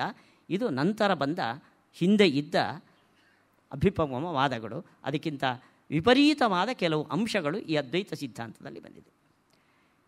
ಇದು ಈ ರಾಮಾನುಜ ದರ್ಶನ ಪ್ರಪಂಚ ಸತ್ಯ ಅಂತು, ಆತ್ಮ ಅನೇಕ ಅಂತು. ಆದರೂ ಅದ್ವೈತವನ್ನು ಪೂರ್ಣ ಮಟ್ಟದಲ್ಲಿ ಬಿಟ್ಟುಕೊಡೋಕ್ಕೆ ಸಾಧ್ಯ ಇಲ್ಲ. ಒಂದು ಅಂಶವನ್ನು ನಾವು ತಮ್ಮಲ್ಲಿ ಕ್ಲಿಯರ್ ಮಾಡಬೇಕು. ವಿಶಿಷ್ಟಾದ್ವೈತ ಅಂದರೆ ಇವತ್ತು ರಾಮಾನುಜರು ಅಂತ ತಿರುಪತಿಯ ಅರ್ಚಕರ ಪರಂಪರೆ ಅದು, ಅಂದರೆ ರಾಮಾನುಜ ದರ್ಶನ ಅದಕ್ಕೆ ಸೇರಿದವರು ಅವರು. ವಿಶಿಷ್ಟಾದ್ವೈತ ಅನ್ನೋ ಶಬ್ದದಿಂದ ಇಲ್ಲಿ ದ್ವೈತ, ಅಲ್ಲಿ ಅದ್ವೈತ. ಇಲ್ಲಿ ಅಂದರೆ ಸಂಸಾರದಲ್ಲಿ ನೀವು ನಾವು ಬೇರೆ, ಮೋಕ್ಷದಲ್ಲಿ ನಾವು ನೀವು ಒಂದೇ. ಅಂದರೆ ಇಲ್ಲಿ ಅನೇಕಾತ್ಮವಾದ, ಮೋಕ್ಷದಲ್ಲಿ ಏಕಾತ್ಮವಾದ. ಇದು ವಿಶಿಷ್ಟಾದ್ವೈತ ಅಲ್ಲ. ಇಲ್ಲಿಯೂ ಡ್ಯುಯಲಿಸಮ್, ಅಲ್ಲೂ ಕೂಡ ಭೇದವಾದ ಅವರು ಹೇಳೋದು. ಇಲ್ಲೂ ನಾನು ಬೇರೆ, ನೀವು ಬೇರೆ, ಜೀವರು ಒಬ್ಬೊಬ್ಬರೂ ಬೇರೆ ಬೇರೆ. ಅವರು ಈ ಸಂಸಾರವನ್ನು ದಾಟಿ ಭಗವಂತನ ಬಳಿಗೆ ಹೋದರೂ ಅಲ್ಲಿ ಬೇರೆ ಬೇರೆ ಆಗಿಯೇ ಉಳಿತಾರೆ. ಆದರೆ ಅಲ್ಲೊಂದು ಅದ್ವೈತ ಇದೆ. ಏನು ಅದ್ವೈತ? ಅದ್ವೈತ ಅಂದರೆ ಆಲ್ ಆರ್ ಒನ್ ಅಂತ ಅರ್ಥ ಅಲ್ಲ, ಆಲ್ ಆರ್ ಈಕ್ವಲ್ ಅಂತ ಅರ್ಥ. ಅಲ್ಲಿಗೆ ಸಾಮ್ಯವಾದ. ಮೋಕ್ಷದಲ್ಲೂ ಸಾವಿರಾರು ಜೀವರಿದ್ದಾರೆ, ಆದರೆ ಒನ್ ಆ್ಯಂಡ್ ದಿ ಸೇಮ್, ಎಲ್ಲರೂ ಸಮಾನ, ಅಲ್ಲಿ ವ್ಯತ್ಯಾಸ ಇಲ್ಲ. ಇವನು ದೊಡ್ಡವನು, ಇವನು ಚಿಕ್ಕವನು. ಇಲ್ಲಿ ನೋಡಿ, ಪ್ರಪಂಚದಲ್ಲಿ ಬ್ರಹ್ಮದೇವ ದೊಡ್ಡವನು, ರುದ್ರದೇವ, ಇಂದ್ರ, ನಾವು, ನೀವು, ಋಷಿಗಳು, ಹೀಗೆ ಬೇಕಾದ ವ್ಯತ್ಯಾಸಗಳಿದೆ. ಅಲ್ಲಿ ಆಲ್ ಆರ್ ದಿ ಈಕ್ವಲ್. ಅಲ್ಲಿಗೆ ಮೊದಲು ಭೇದವಾದ ಇತ್ತು, ಅದ್ವೈತದಲ್ಲಿ ಏಕಾತ್ಮವಾದ ಬಂತು. ವಿಶಿಷ್ಟಾದ್ವೈತದಲ್ಲಿ ಭೇದವಾದ ಇದೆ, ಅನೇಕಾತ್ಮವಾದ ಇದೆ, ಆದರೆ ಆತ್ಮ ಸಾಮ್ಯವಾದ ಬಂತು. ಅಲ್ಲಿಗೆ ಆತ್ಮ ಭೇದವಾದ, ಆತ್ಮೈಕ್ಯವಾದ, ಆತ್ಮ ಸಾಮ್ಯವಾದ, ಇದು ವಿಶಿಷ್ಟಾದ್ವೈತ ದರ್ಶನ. ಆಯಿತಾ? ದ್ವೈತ ದರ್ಶನ ಅದರ ನಂತರ ಬಂದಿತ್ತು. ಏನು ವಿಶೇಷ ಈ ಧಾರೆಯಲ್ಲಿ ನೋಡಿದಾಗ ನೋಡಿ, ಶಾಂಕರ ದರ್ಶನದಲ್ಲಿ ಆತ್ಮತತ್ವ ಅನ್ನೋದು ಒಂದೇ. ಇಲ್ಲಿ ಫ್ಯಾನ್ ಇರ್ಬೋದು, 100 ಲೈಟ್ಗಳಿರ್ಬೋದು, 10 ಫ್ಯಾನ್ಗಳಿರ್ಬೋದು, ಅದರ ಒಳಗಡೆ ಪ್ರವಹಿಸುವ ಕರೆಂಟ್ ಒಂದೇ. ನಾನು ನೀವು ಇರಬಹುದು, ಒಬ್ಬರ ಶರೀರ ಬಿಳಿ ಇರ್ಬೋದು, ಒಬ್ಬರ ಶರೀರ ಕಪ್ಪು ಇರ್ಬೋದು, ಒಬ್ಬರು ದೊಡ್ಡ ಇರ್ಬೋದು, 6 ಅಡಿ ಇರ್ಬೋದು, ಇನ್ನೊಬ್ಬರು 4 ಅಡಿ ಇರ್ಬೋದು, 3 ಅಡಿ ಇರ್ಬೋದು. ಯಾರೇ ದೇಹಗಳು ಏನೇ ಇರಲಿ, ಒಳಗಡೆ ಪ್ರವಹಿಸುವ ಆತ್ಮಶಕ್ತಿ ಒಂದು. ಇದು ಆತ್ಮೈಕ್ಯವಾದ. ಇದನ್ನು ಪರಿಷ್ಕಾರ ಮಾಡ್ತು ವಿಶಿಷ್ಟಾದ್ವೈತ ದರ್ಶನ. ಒಬ್ಬೊಬ್ಬ ಆತ್ಮರಲ್ಲಿ, ಒಬ್ಬೊಬ್ಬ ಶರೀರದಲ್ಲಿ ಒಂದೊಂದು ಆತ್ಮ.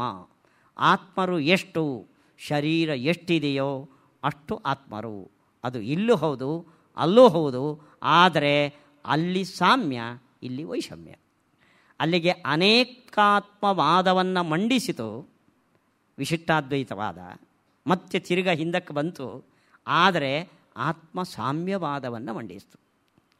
ದ್ವೈತ ದರ್ಶನ ಇನ್ನೊಂದು ಹೆಜ್ಜೆ ಮುಂದಕ್ಕೆ ಹೋಗಿ, ಇಲ್ಲೂ ಅನೇಕತೆ, ಅಲ್ಲೂ ಅನೇಕತೆ, ಇಲ್ಲೂ ವೈಷಮ್ಯ, ಅಲ್ಲೂ ವೈಷಮ್ಯ. ಇಲ್ಲೂ ಸಂಸಾರದಲ್ಲೂ ನಾನಿದ್ದಂತೆ ನೀವಿಲ್ಲ, ನೀವಿದ್ದಂತೆ ನಾನಿಲ್ಲ. ಈ ವೈಷಮ್ಯ ಸಂಸಾರದಲ್ಲಿ ಹೇಗೋ ಮುಕ್ತ ವರ್ಗದಲ್ಲೂ ಕೂಡ ಈ ವೈಷಮ್ಯ ಇದೆ. ಚತುರ್ಮುಖ ಬ್ರಹ್ಮನ ಈಕ್ವಲ್ ನಾನಾಗಲ್ಲ, ದೇವತೆಗಳ ಈಕ್ವಲ್ ಋಷಿಗಳಾಗಲ್ಲ, ಋಷಿಗಳ ಈಕ್ವಲ್ ಸ್ಟೇಟಲ್ಲಿ ನಾವಿರೋದಿಲ್ಲ. ಅಲ್ಲಿಗೆ ಇಲ್ಲೂ ವೈಷಮ್ಯ ಇದೆ, ಅಲ್ಲೂ ವೈಷಮ್ಯ ಇದೆ, ಇಲ್ಲೂ ಚೇತನ ಭೇದ ಇದೆ, ಅಲ್ಲೂ ಚೇತನ ಭೇದ ಇದೆ.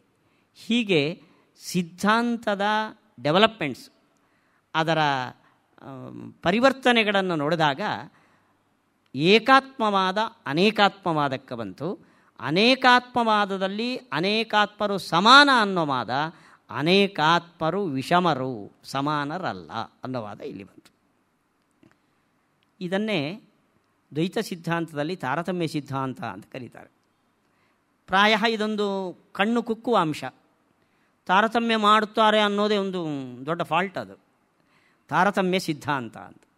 ತಾರತಮ್ಯ ಸಿದ್ಧಾಂತ ಅನ್ನೋದಕ್ಕೆ ನಾವು ಎಲ್ಲ ಇಲ್ಲಿ, ನೀವು ಶ್ರೋತೃಗಳು, ನಾನು ಹೇಳುವವನು, ಶ್ರೋತೃಗಳಿಗೆ ಈಕ್ವಲ್ ಪ್ರಾವಿಷನ್, ಅನುಕೂಲತೆ ಈ ಗೋಕುಲ ಇನ್ಸ್ಟಿಟ್ಯೂಟ್ ಒದಗಿಸಿಕೊಟ್ಟಿದೆ. ಎಲ್ರಿಗೂ ಚೇರು, ಅದು ಮುಂದೆ ಇರ್ಬೋದು, ಹಿಂದೆ ಇರ್ಬೋದು, ನೀವು ಯಾರು ಬರ್ತಿರೋ ಎಲ್ಲಿ ಬೇಕಾದರೂ ಕೂತ್ಕೊಳ್ಳಿ ಅಂದರೆ ಕೂತವ್ರನ್ನ ಎಬ್ಬಿಸಿ ಕೂತ್ಕೊಳ್ಳೋದಲ್ಲ, ಫಸ್ಟ್ ಬಂದವ್ರಿಗೆ ಫಸ್ಟ್. ಅದರಿಂದ ಎಲ್ರಿಗೂ ಸಮಾನತೆ ಇದೆ. ಇದು ವೈಷಮ್ಯ ಅಂದರೆ ನಾನು ಫಸ್ಟಲ್ಲೇ ಕೂತ್ಕೋಬೇಕು, ಇದು ನನ್ನ ಚೇರು, ನೀನು ಹೇಳು ಅಂತ ಅಂದ್ಕೊಂಡು ಕೂಡಿಸೋದಿದೆಯಲ್ಲ, ಇದನ್ನು ವೈಷಮ್ಯ ಅಂತ ನಾವು ಕರಿತೀವಿ. ಈ ವೈಷಮ್ಯ ತಪ್ಪು. ಅಂದರೆ ವೈಷಮ್ಯವಾದ ಅಂದರೆ ನಿಮ್ಮಲ್ಲಿರುವ ಗುಣ ನನ್ನಲ್ಲಿಲ್ಲ, ನನ್ನಲ್ಲಿರುವ ಗುಣದೋಷಗಳು ನಿಮ್ಮಲ್ಲಿ ಇಲ್ಲ. ನೋಡಿ, ಒಂದು ದೊಡ್ಡ ಆಲದ ಮರ, ಅದರಲ್ಲಿ ಸಾವಿರಾರು ಎಲೆಗಳಿವೆ. ಅವುಗಳನ್ನು ಟೆಸ್ಟ್ ಮಾಡಿ ನೋಡಿ, ಒಂದು ಎಲೆ ಥರ ಇನ್ನೊಂದು ಎಲೆ ಇಲ್ಲ. ಒಂದರಿಂದ ಒಂದಕ್ಕೆ ಏನಾದರೂ ಒಂದು ವ್ಯತ್ಯಾಸ ಇದೆ. ನಮ್ಮ ಥಂಬ್ ಇಂಪ್ರೆಷನ್. ಕೋಟಿ ಕೋಟಿ ಜನಗಳಿದ್ದರೂ ಒಬ್ಬನ ಇಂಪ್ರೆಷನ್ ಇನ್ನೊಬ್ಬರ ಥರ ಇಲ್ಲ. ಆ ಮರದಲ್ಲಿರುವ ಕೋತಿಗಳ ಗುಂಪನ್ನು ನೋಡಿದ್ರೆ ಅಲ್ಲಿ ಮರಿಗಳು ತುಂಬ ಇದೆ, ಅಮ್ಮಂದಿರು ತುಂಬ ಇದ್ದಾರೆ. ನಮಗನಿಸುತ್ತೆ ಆ ಕೋತಿಗಳು ಇದೇ ನನ್ನ ಮರಿ ಅಂತ ಹೇಗೆ ತಪ್ಪಿಕೊಳ್ತವೆ ಅಂತ. ಎಲ್ಲರೂ ಒಂದೇ ರೀತಿ ನಮ್ಗೆ ಕಾಣಿಸೋದು. ಆ ಕೋತಿಗಳು ನಮ್ಮನ್ನು ನೋಡಿ ಅನ್ಕೋತವೆ, ಇವರು ಹೇಗೆ ಅಮ್ಮನ್ನು ಫೈಂಡ್ ಮಾಡ್ತಾರೆ ಅಂತ. ಅಂದರೆ ಸ್ಥೂಲ ದೃಷ್ಟಿಯಲ್ಲಿ ಅಲ್ಲಿ ಒಂದೇ ರೀತಿ ಇದ್ದರೂ ಸೂಕ್ಷ್ಮಕ್ಕೆ ಹೋದಾಗ ಪ್ರತಿಯೊಂದು ಜಡದಲ್ಲೂ ಕೂಡ ಒಂದಲ್ಲ ಒಂದಂಶದ ವ್ಯತ್ಯಾಸ ಇದೆ. ಇದು ಜಡ ಪ್ರಪಂಚದಲ್ಲಿ ಇರುವಂಥದ್ದು. ಜಡ ಪ್ರಪಂಚದಲ್ಲಿ ಒಂದರಂತೆ ಒಂದಿಲ್ಲ ಅಂತಾದಮೇಲೆ ಚೇತನ ಪ್ರಪಂಚದಲ್ಲಿ ಒಂದರಂತೆ ಒಂದಿರೋಕ್ಕೆ ಸಾಧ್ಯನಾ? ಆದ್ದರಿಂದ ಚೇತನ ಪ್ರಪಂಚದಲ್ಲೂ ಚೇತನರಲ್ಲೂ ಒಂದರಂತೆ ಮತ್ತೊಂದಿಲ್ಲ. ಇದು ತಾರತಮ್ಯ ಸಿದ್ಧಾಂತ, ವೈಷಮ್ಯ ಸಿದ್ಧಾಂತ ಅಂತಾರೆ. ಒಂದರಂತೆ ಒಂದಿಲ್ಲ ಅಂತ ಅರ್ಥ. ಇಲ್ಲಿ ಒಂದರಂತೆ ಒಂದಿಲ್ಲ ಆದಮೇಲೆ ಮೋಕ್ಷದಲ್ಲೂ ಆಲ್ ಆರ್ ಈಕ್ವಲ್ ಅಂತೀರಾ ನೀವು? ನೋಡಿ, ಸಾವಿರಾರು ವರ್ಷ ಕಾಡಿನಲ್ಲಿ ತಪಸ್ಸು ಮಾಡುವ ಋಷಿಗಳು, ದೇವತೆಗಳು ಎಂಥ ಮಟ್ಟದ ಸಾಧನೆ ಅವರದು. ಬ್ರಹ್ಮದರ್ಶನ ವರ್ಜಿತಾ ನೈವ ದೇವ ಪದಂ ಪ್ರಾಪ್ತಾ ಅಂತ. ಭಗವಂತನ ಅಪರೋಕ್ಷ ಜ್ಞಾನ ಇಲ್ಲದವರು ದೇವತೆಗಳು ಆಗೋದಿಲ್ಲ ಅಂತ. ನಮಗೆ ಬೇಕಾದ ಫಲವನ್ನು ಕೊಡುವ ಸಾಮರ್ಥ್ಯ ಅವರಿಗಿದೆ, ನಮಗಿಲ್ಲ. ಋಷಿಗಳು ನೂರಾರು ವರ್ಷ ಕಾಡಲ್ಲಿ ಹೋಗಿ ತಪಸ್ಸು ಮಾಡಿದ ವ್ಯಕ್ತಿಗಳು. ಹೀಗೆ ಒಬ್ಬರ ಪರಿಶ್ರಮ ತೀವ್ರ ಉಚ್ಚಮಟ್ಟದ್ದು, ಒಬ್ಬರ ಪರಿಶ್ರಮ ತುಂಬ ಕೆಳಮಟ್ಟದ್ದು. ಇವರೆಲ್ಲರೂ ದೇವರ ಹತ್ರ ಹೋದಾಗ ಈಕ್ವಲ್ ಆಗ್ತಾರೆ ಅಂದರೆ ಒಂದು ರೀತಿ ಪಾರ್ಶಿಯಾಲಿಟಿ ಅಲ್ವಾ? ಅಷ್ಟು ಕಷ್ಟಪಟ್ಟು ತಪಸ್ಸು ಮಾಡಿದ ಋಷಿಗಳಿಗೂ ಆರಾಮ ಟಿ ವಿ ನೋಡಿಕೊಂಡು ಕಾಫಿ ಕುಡಿತಾ ರಾಮನಾಮ ಜಪ ಮಾಡಿದ ನಮಗೂ ಮೋಕ್ಷದಲ್ಲಿ ಈಕ್ವಲ್ ಸ್ಥಾನ ಕೊಟ್ಟರೆ ದೇವರು ಪಕ್ಷಪಾತ ಮಾಡದಂತೆ ಆಗುತ್ತೋ ಇಲ್ಲೋ? ಆದ್ದರಿಂದ ಅವನವರ ಸಾಧನೆಗೆ ಅನುಗುಣವಾಗಿ ಅವರವರಿಗೆ ಫಲ. ಆದರೆ ಯಾರಿಗೂ ಅಲ್ಲಿ ಅತೃಪ್ತಿ ಇಲ್ಲ, ಎಲ್ಲರೂ ಪೂರ್ಣರು. ಇದು ಮೋಕ್ಷದಲ್ಲೂ ಕೂಡ ತರತಮ ಭಾವ ಇದೆ. ಒಬ್ಬನು ಹೆಚ್ಚು, ಒಬ್ಬನು ಕಡಿಮೆ. ಆದರೆ ಒಬ್ಬನ ಕಮ್ಯಾಂಡಲ್ಲಿ ಒಬ್ಬನೇ ಇಲ್ಲ. ಅವನಂತೆ ನಾನು ಇಲ್ವಲ್ಲ ಅನ್ನೋ ಅಸೂಯೆ ಅಲ್ಲಿಲ್ಲ, ಅತೃಪ್ತಿ ಇಲ್ಲ. ಎಲ್ಲರೂ ಪೂರ್ಣರು. ಒಂದು ಚಿಕ್ಕ ಲೋಟ, ಒಂದು ದೊಡ್ಡ ಬಿಂದಿಗೆ, ಒಂದು ದೊಡ್ಡ ಕೊಡಪಾನ, ಎಲ್ಲರಲ್ಲೂ ನೀರು ತುಂಬಿಸಿಟ್ಟಿದ್ದೇವೆ, ಎಲ್ಲರೂ ಪೂರ್ಣ. ಆದರೆ ಕೊಡಪಾನದಲ್ಲಿರುವ ನೀರು ಪಾತ್ರೆಯಲ್ಲಿಲ್ಲ, ಪಾತ್ರೆಯಲ್ಲಿರುವ ನೀರು ಲೋಟದಲ್ಲಿಲ್ಲ, ಆದರೆ ಎಲ್ಲವೂ ತುಂಬಿದೆ. ಇದು ತಾರತಮ್ಯ ಸಿದ್ಧಾಂತ. ತಾರತಮ್ಯ ಅಂದರೆ ಒಂದೇ ಈಕ್ವಲ್ ಸಾಧನೆಯವರಿಗೆ ಒಂದೇ ಫಲ ಅಂತೂ ಅಲ್ಲ, ಅವರ ಸಾಧನೆಗೆ ಅನುಗುಣವಾದ ಫಲ ಮೋಕ್ಷದಲ್ಲಿ ಇದೆ. ಇದು ತಾರತಮ್ಯ ಸಿದ್ಧಾಂತ. ಹೀಗೆ ಏಕಾತ್ಮವಾದದಿಂದ ಅನೇಕಾತ್ಮವಾದಕ್ಕೆ ವಿಶಿಷ್ಟಾದ್ವೈತ ಬಂದರೂ ಅನೇಕಾತ್ಮ ಸಾಮ್ಯವಾದವನ್ನು ಅದು ಮಂಡಿಸಿತು. ಅನೇಕಾತ್ಮರು ಇದ್ದಾರೆ, ಸಮಾನರೂ ಅಲ್ಲ, ವೈಷಮ್ಯವಾದವನ್ನು ದ್ವೈತ ಸಿದ್ಧಾಂತ ಮಂಡಿಸಿತು. ಇದು ಈ ಸೈದ್ಧಾಂತಿಕ ಬೆಳವಣಿಗೆಯಲ್ಲಿ ಕೊನೆಯಲ್ಲಿ ಮಧ್ವ ಸಿದ್ಧಾಂತದಲ್ಲಿ ಬಂದ ಪರಿವರ್ತನೆ. ಪ್ರಾಯ ಇದರ ನಂತರ ಚೇತನದಲ್ಲಿ ಇನ್ನೊಂದು ಡೆವಲಪ್ಮೆಂಟ್ ಮಾಡಬಹುದು ಅಂತ ನಮಗೆ ಅನಿಸೋದಿಲ್ಲ. ಇದು ದ್ವೈತ ಸಿದ್ಧಾಂತ ಭಾರತೀಯ ದರ್ಶನಕ್ಕೆ ಕೊಟ್ಟ ಒಂದು ಹೊಸ ಕಲ್ಪನೆ. ನಾನು ಇನ್ನೊಂದು ಅಂಶವನ್ನು ಹೇಳಿ ಮುಗಿಸ್ತೇನೆ. ದ್ವೈತ ಸಿದ್ಧಾಂತದ ಪ್ರವರ್ತಕರು, ಅದನ್ನು ಪ್ರಪಂಚಕ್ಕೆ ಪ್ರಸಾರ ಮಾಡಿದವರು ಮಧ್ವಾಚಾರ್ಯರು. ಆದರೆ ಮಧ್ವರ ಹಿಂದೆ ಇದ್ದಿದ್ದು ಅದ್ವೈತದ ಕಲ್ಪನೆ. ಅದು ಆ ಉಡುಪಿಯ ಪರಿಸರದಲ್ಲಿ ಹೇಳ್ತಾರೆ. ಮಧ್ವಾಚಾರ್ಯ ಚರಿತ್ರೆ ನಿರೂಪಣೆ ಮಾಡಲಿಕ್ಕೆ ಮಧ್ವವಿಜಯ ಅಂತ ಒಂದು ಗ್ರಂಥ ಇದೆ, ಕಾವ್ಯಾತ್ಮಕವಾದ್ದು. ಅಲ್ಲಿ ಹೇಳ್ತಾರೆ, ವಿಜ್ಞಾತ ಭಾರತ ಪುರಾಣ ಮಹಾರಹಸ್ಯಂ. ಮಧ್ವಾಚಾರ್ಯರ ತಂದೆ ಅವರು ಭಾರತ ಪುರಾಣಗಳ ರಹಸ್ಯವನ್ನು ತಿಳಿದಿದ್ದರು ಅಂತ. ಅಲ್ಲಿಗೆ ಪುರಾಣಗಳನ್ನು ಸಂಶೋಧನೆ ಮಾಡಿ ಒಂದು ತತ್ವ ಸಿದ್ಧಾಂತಕ್ಕೆ ಅವರು ಬಂದಿದ್ದರು. ವೇದ, ಉಪನಿಷತ್ತು ಇವುಗಳಿಂದ ದ್ವೈತನೋ ವಿಶಿಷ್ಟಾದ್ವೈತನೋ ಅನ್ನೋ ವಿಮರ್ಶೆಗೆ ಹೋಗುವ ಪರಿಸರ ಮಧ್ವಾಚಾರ್ಯರು ಬರೋದಕ್ಕಿಂತ ಮುಂಚೆ ಆವತ್ತಿನ ಆ ಪರಿಸರದಲ್ಲಿ ಇರಲಿಲ್ಲ. ಆದರೆ ಮಧ್ವಾಚಾರ್ಯರು 8 ವರ್ಷ ಆದಾಗ ತಮ್ಮ ಗುರುಗಳನ್ನು ಅನುಸರಿಸಿದರು ಅಂತಿದೆ. ಅಚ್ಯುತ ಪ್ರಜ್ಞರು ಅಂತ ಅವರಿಗೆ ಹೆಸರು. ಆ ಕಾಲದ ಅದ್ವೈತ ಸಿದ್ಧಾಂತದ ಘನ ವಿದ್ವಾಂಸರು ಅಚ್ಯುತ ಪ್ರಜ್ಞರು. ಅವರಲ್ಲಿ ಪಾಠ ಕೇಳಿದವರು ಮಧ್ವಾಚಾರ್ಯರು. ಆರಂಭದ ಸಂಸ್ಕೃತ, ಪುರಾಣ, ಮಹಾಭಾರತ ಇವುಗಳ ಅಧ್ಯಯನ ಅವರಿಗೆ ಆಗಿದೆ. ಆದರೆ ವೇದಾಂತದ ಅಧ್ಯಯನ ಆರಂಭ ಆಗಿದ್ದು ಅಚ್ಯುತ ಪ್ರಜ್ಞರಿಂದ. ಅಲ್ಲಿಗೆ ಮಧ್ವಾಚಾರ್ಯರು ಆರಂಭದ ವಿದ್ಯಾಭ್ಯಾಸವನ್ನು ಶಾಸ್ತ್ರದಲ್ಲಿ ಪ್ರವೇಶ ಮಾಡಿದ್ದು ಅದ್ವೈತ ಸಿದ್ಧಾಂತದಲ್ಲಿ. ಅಲ್ಲಿ ಎಷ್ಟು ಪ್ರಾವೀಣ್ಯವನ್ನು ಪಡೆದರು ಅಂತ ಆ ಗ್ರಂಥ ಹೇಳುತ್ತದೆ. ಜನಾಃ ಶ್ರುತಾಢ್ಯಾಃ ಚತುರಾ ಬಭೂಷವಃ ಅಂತ. ಗುರುಗಳಿಂದ ಪಾಠ ಕೇಳಿ ತಮ್ಮ ಅಧ್ಯಯನ ಪೂರೈಸಿದ ಮೇಲೆ ಮಧ್ವಾಚಾರ್ಯರು ತಾವು ಕಲಿತ ವಿದ್ಯೆಯನ್ನು, ಶಾಂಕರ ಭಾಷ್ಯವನ್ನು ಪಾಠ ಮಾಡೋದಕ್ಕೆ ಆರಂಭ ಮಾಡಿದರು. ಉಡುಪಿಯಲ್ಲಿ ಅನಂತೇಶ್ವರ ಆವಾಗ ಇದ್ದ ಜಾಗ. ಅಲ್ಲಿ ಅದ್ವೈತದ ಶಾಂಕರ ಭಾಷ್ಯವನ್ನು ಅವರು ಪಾಠ ಮಾಡ್ತಾ ಇದ್ದರೆ ಜನಾಃ ಶ್ರುತಾಢ್ಯಾಃ ಚತುರಾಃ ಬಭೂವು.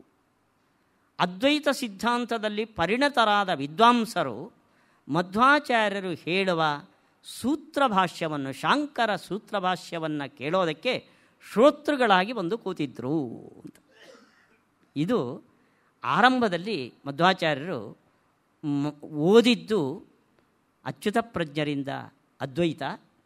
ಓದಿದ್ದನ್ನು ಪಾಠ ಹೇಳ್ತಾ ಇದ್ರು. ಅವರು ಬರೀ ಓದಿ ಮುಗಿಸಿರಲಿಲ್ಲ, ಅದನ್ನು ಪಾಠ ಹೇಳ್ತಾ ಇದ್ದರು. ಅದು ಪಾಠ ಹೇಳ್ತಾ ಇದ್ದಿದ್ದು ಅಜ್ಞರಿಗೆ ಅಲ್ಲ, ಶ್ರುತಾಢ್ಯಾಹ ಅಂತ ಹೇಳ್ತದೆ, ಶ್ರವಣ ಸಂಪನ್ನರಾದ ವಿದ್ವಾಂಸರಿಗೆ ಈ ಅದ್ವೈತ ಸೂತ್ರಭಾಷ್ಯವನ್ನು ಪಾಠ ಹೇಳ್ತಾ ಇದ್ದರು. ಒಂದೊಮ್ಮೆ ಅವರು ಶಿಷ್ಯರಿಗೆ, ತಮ್ಮ ಸೀಮಿತ ಮಠದ ಒಳಗಡೆ ಆರಂಭದಿಂದ ತಮ್ಮ ಬಳಿಯಲ್ಲಿ ಪಾಠ ಕೇಳಿ ಬೆಳೆದ ಫುಲ್ ಟೈಮ್ ವಿದ್ಯಾರ್ಥಿಗಳು, ಇದು ಫುಲ್ ಟೈಮ್ ವಿದ್ಯಾರ್ಥಿಗಳಲ್ಲ, ಪಾರ್ಟ್ ಟೈಮ್ ವಿದ್ಯಾರ್ಥಿಗಳು, ಅವರಿಗೆ ಪಾಠ ಹೇಳುವಾಗ ಮಧ್ವಾಚಾರ್ಯರು ಅಂದ್ರಂತೆ, ಸಮ್ಮೋದ ತೀರ್ಥ ಸುರಮೋದದಾಯಿನಿ. ನಗನಗ್ತಾ ಹೇಳಿದರು, ಸತ್ಸೂತ್ರ ಭಾವೇ ಪ್ರವಿಚಾರಿತೆ ಪೃಥಕ್ ಭಾಷ್ಯಾಭಿಸಂಧೌ ಚ ವಿಶುದ್ಧ ಬುದ್ಧಿಭಿ ನಿಗೃಹ್ಯ ಗೂಢಾಗ್ರಹಂ. ಶಿಷ್ಯರಿಗೆ ಹೇಳಿದ್ರು, ಬ್ರಹ್ಮಸೂತ್ರವನ್ನು ವೇದವ್ಯಾಸರು ಬರೆದಿದ್ದಾರೆ. ವೇದದಲ್ಲಿ, ಉಪನಿಷತ್ತುಗಳಲ್ಲಿ ದ್ವೈತ ಅಂದರೆ ದ್ವೈತಕ್ಕೆ ಸಪೋರ್ಟಿವ್ ಆದ ವಾಕ್ಯಗಳಿವೆ, ಅದ್ವೈತ ಅಂದರೆ ಅದ್ವೈತಕ್ಕೆ ಬೇಕಾದ ವಾಕ್ಯಗಳಿವೆ. ಇದರ ನಿರ್ಣಯಕ್ಕೋಸ್ಕರ ಬ್ರಹ್ಮಸೂತ್ರವನ್ನು ವೇದವ್ಯಾಸರು ಬರೆದರು. ವೇದದ ತಾತ್ಪರ್ಯ ಏನು ಅಂತ ಕ್ರೀಮನ್ನು ವಿಮರ್ಶಾತ್ಮಕವಾಗಿ ತಿಳಿಸಿಕೊಡುವ ಒಂದು ಗ್ರಂಥ ಬ್ರಹ್ಮಸೂತ್ರ. ಅದನ್ನು ಪಾಠ ಹೇಳುವಾಗ ಮಧ್ವಾಚಾರ್ಯ ಹೇಳಿದ ಮಾತು, ನೀವು ವೇದವ್ಯಾಸರು ಬರೆದ ಬ್ರಹ್ಮಸೂತ್ರವನ್ನೇ ಓದ್ರಿ, ಅದರಿಂದ ಏನು ನಿರ್ಣಯ ಬಂತು ಅಂತ ಒಂದು ಕಡೆ ಬರೆದಿರಿ. ಆಮೇಲೆ ಆ ಬ್ರಹ್ಮಸೂತ್ರದ ಜೊತೆ ಶಂಕರಾಚಾರ್ಯರು ಅದಕ್ಕೇನು ಅರ್ಥ ಬರೆದಿದ್ದಾರೋ ಅದನ್ನು ಜೋಡಿಸಿಕೊಂಡು ಓದಿ. ಆವಾಗ ಬಂದ ಕನ್ಕ್ಲೂಷನನ್ನು ಒಂದು ಕಡೆ ಬರ್ಕೊಳ್ಳಿ. ಎರಡರಲ್ಲೂ ತಾಳಮೇಳ ಇದೆಯೋ ನೋಡ್ರಿ, ಒಂದಕ್ಕೊಂದು ಜೊತೆಗೂಡಲ್ಲ. ಅಂದ ಸೂತ್ರವನ್ನು, ಅದು ಮೂಲ ಆಧಾರ, ಅದು ಸೂತ್ರವನ್ನೇ, ಉಪನಿಷತ್ತುಗಳನ್ನೇ ಮೂಲಭೂತವಾಗಿ ನೋಡುವಾಗ ಬರುವ ಅಭಿಪ್ರಾಯಕ್ಕೂ ಅದರ ಜೊತೆ ಅದಕ್ಕೆ ಇರುವ ಭಾಷ್ಯಕಾರರ ವಿವರಣೆಯನ್ನು ಇಟ್ಟುಕೊಂಡು ಓದಿದಾಗ ಬರುವ ಅಭಿಪ್ರಾಯಕ್ಕೂ ಅಜಗಜಾಂತರ ಇದೆ. ಸೂತ್ರವನ್ನು, ಉಪನಿಷತ್ತುಗಳನ್ನು ಸೂತ್ರಗಳನ್ನಾಗಿ, ಉಪನಿಷತ್ತುಗಳನ್ನಾಗಿ ನೋಡಬೇಕು ಹೊರತು ಅದಕ್ಕೆ ಯಾರೋ ಬರೆದ ವ್ಯಾಖ್ಯಾನದ ಮೂಲಕ ಸೂತ್ರಗಳನ್ನು ನೋಡಬಾರದು. ನಿಗೃಹ್ಯ ಗೂಢಾಗ್ರಹಂ. ನೀವು ವ್ಯಾಖ್ಯಾನದ ಮೂಲಕ ಹೋದರೋ ಅದು ವ್ಯಾಖ್ಯಾನಕಾರರ ಅಭಿಪ್ರಾಯ ಆಗುತ್ತೆ. ಇಲ್ಲಿ ಇದೇ ಆಡಿಯನ್ಸಲ್ಲಿ ಮಹಾಭಾರತ ಪ್ರವಚನವನ್ನು ಹರಿದಾಸ ಭಟ್ರಿಂದ ಅಂತಿದ್ರಿ, ಮಡಿಗೆ ಜಯತೀರ್ಥಾಚಾರ್ಯರಿಂದ ಅಂತಿಡ್ರಿ, ಬನ್ನಂಜ ಗೋವಿಂದಾಚಾರ್ಯರ ಅಂತಿದ್ರಿ, ಅವರಿಂದ ಇಡಿಸಿ, ಆರ್ ಗಣೇಶ್ ಅವರಿಂದ ಅದೇ ಪ್ರವಚನ ಇಡ್ರಿ. ಗಣೇಶ್ ಅವರು ಹೇಳಿದ್ದು ಗಣೇಶ್ ಅವರ ಮಹಾಭಾರತ, ಗೋವಿಂದಾಚಾರ್ಯ ಹೇಳಿದ್ದು ಗೋವಿಂದಾಚಾರ್ಯ ಮಹಾಭಾರತ, ಹರಿದಾಸ್ ಭಟ್ರು ಹೇಳಿದ್ದು ಹರಿದಾಸ್ ಭಟ್ರು ಮಹಾಭಾರತ. ಯಾಕೆಂದರೆ ಮಹಾಭಾರತವನ್ನು ವ್ಯಾಸರನ್ನಾಗಿ ನೋಡೋ ಬದಲು ನಾವು ನಮ್ಮ ತಲೆಯಲ್ಲಿರೋದನ್ನು ಅಲ್ಲಿ ಹೇರಿ ನಮ್ಮ ಮಹಾಭಾರತವನ್ನಾಗಿ ಮಾಡ್ಕೋತೀವಿ. ಆದರೆ ಒರಿಜಿನಲ್ ಗ್ರಂಥಗಳನ್ನು, ಮೂಲಭೂತವಾದ ಆಧಾರಭೂತವಾದ ಗ್ರಂಥಗಳನ್ನು ಆಧಾರಭೂತವಾದ ಗ್ರಂಥಗಳನ್ನಾಗಿಯೇ ನೋಡಬೇಕು ಹೊರತು ವ್ಯಾಖ್ಯಾನದ ಮೂಲಕ ಗ್ರಂಥಗಳಿಗೆ ಹೋಗಬಾರದು. ಅಲ್ಲೊಂದು ಪೂರ್ವಗ್ರಹ, ಪ್ರೆಜುಡಿಸೀಸ್ ಅಂತೀವಲ್ಲ, ಅದು ಸೇರಿಕೊಳ್ಳುತ್ತದೆ. ಇದು ಮಧ್ವಾಚಾರ್ಯರು ಅದ್ವೈತ ಭಾಷ್ಯವನ್ನು ಓದಿ ಅದನ್ನು ಪಾಠ ಹೇಳಿ ಅದು ತನಗೆ ಮನವರಿಕೆ ಆಗಿಲ್ಲ ಅನ್ನೋ ಭಾವನೆಯಿಂದ ಮೂಲ ಉಪನಿಷತ್ತುಗಳ ಸೂತ್ರಗಳನ್ನು ಅವುಗಳ ಅಭಿಪ್ರಾಯವನ್ನು ತೆಗೆದುಕೊಟ್ಟ ಒಂದು ಹೊಸ ಸಿದ್ಧಾಂತ, ಪೂರ್ವಗ್ರಹ ಇಲ್ಲದ ಸಿದ್ಧಾಂತ ಇದು ಅನ್ನೋದನ್ನು ಮಧ್ವಾಚಾರ್ಯರ ಚರಿತ್ರೆಯಲ್ಲಿ ಹೀಗೆ ಬಣ್ಣಿಸಿದ್ದಾರೆ. ಇದು ಇಂಥ ಒಂದು ಚಿಂತನೆಯಿಂದ ನಮ್ಮ ಭಾರತೀಯ ದಾರ್ಶನಿಕ ಪರಂಪರೆಗೆ ಏನು ಹೊಸತನಗಳು, ಒಂದು ಪ್ರಮೇಯ ವಿಶೇಷಗಳು ಬರಲೇಬೇಕಲ್ಲ. ಒಂದು ಅಂಶವನ್ನು ನಾನು ಹೇಳಿದೆ, ಈ ಸೈದ್ಧಾಂತಿಕ ಡೆವಲಪ್ಮೆಂಟ್ಸ್ ನೋಡಿದಾಗ ಇದರ ಬಗ್ಗೆ ಒಂದು ಹೊಸ ಅಂಶಗಳು, ಇಂಥ ಅಂಶಗಳು ಅನೇಕ ಇರಬೇಕಲ್ಲ. ಈ ದೃಷ್ಟಿಯಿಂದ ನೋಡಿದಾಗ ಮಾಧ್ವ ದರ್ಶನದಲ್ಲಿ ಹಿಂದಿನ ವೇದಾಂತ ದರ್ಶನಗಳಲ್ಲಿ ಬರದ ಕೆಲವು ಹೊಸ ಅಂಶಗಳು ಬೆಳಕಿಗೆ ಬಂದವು ಅನ್ನೋದನ್ನು ನಿಮ್ಮ ಮುಂದೆ ಇಡೋದು ನನ್ನ ಉದ್ದೇಶ ಅಂತ ಹೇಳ್ತಾ ಇವತ್ತಿನ ಈ 4 ಮಾತುಗಳನ್ನು, ಸಾಧಾರಣ ವೇದಾಂತದ ಕಡಲೆಗಳನ್ನು 1 ಗಂಟೆಯಿಂದ ಹೆಚ್ಚು ಜಗಿಯೋಕ್ಕೆ ನಮ್ಮ ಕಡೆಯಿಂದ ಆಗಲ್ಲ. ಆವಾಗ ತಲೆ ಬಿಟ್ಟು ಕಣ್ಣು ಕೆಲಸ ಮಾಡಿಬಿಡ್ತದೆ ನಮಗೆ. ಆದ್ದರಿಂದ ಮಹಾಭಾರತ ಕಥೆನೋ ಪುರಾಣದ ಕಥೆನೇ ಆದರೆ ಕೇಳಬಹುದು ನೀವು. ಆದ್ದರಿಂದ ಇವತ್ತು ಈ ಪ್ರವಚನವನ್ನು ನಿಲ್ಲಿಸಿ ನಾಳೆಗೆ ನೋಡೋಣ ಅಂತ ಹೇಳಿ ಶ್ರೀಕೃಷ್ಣ.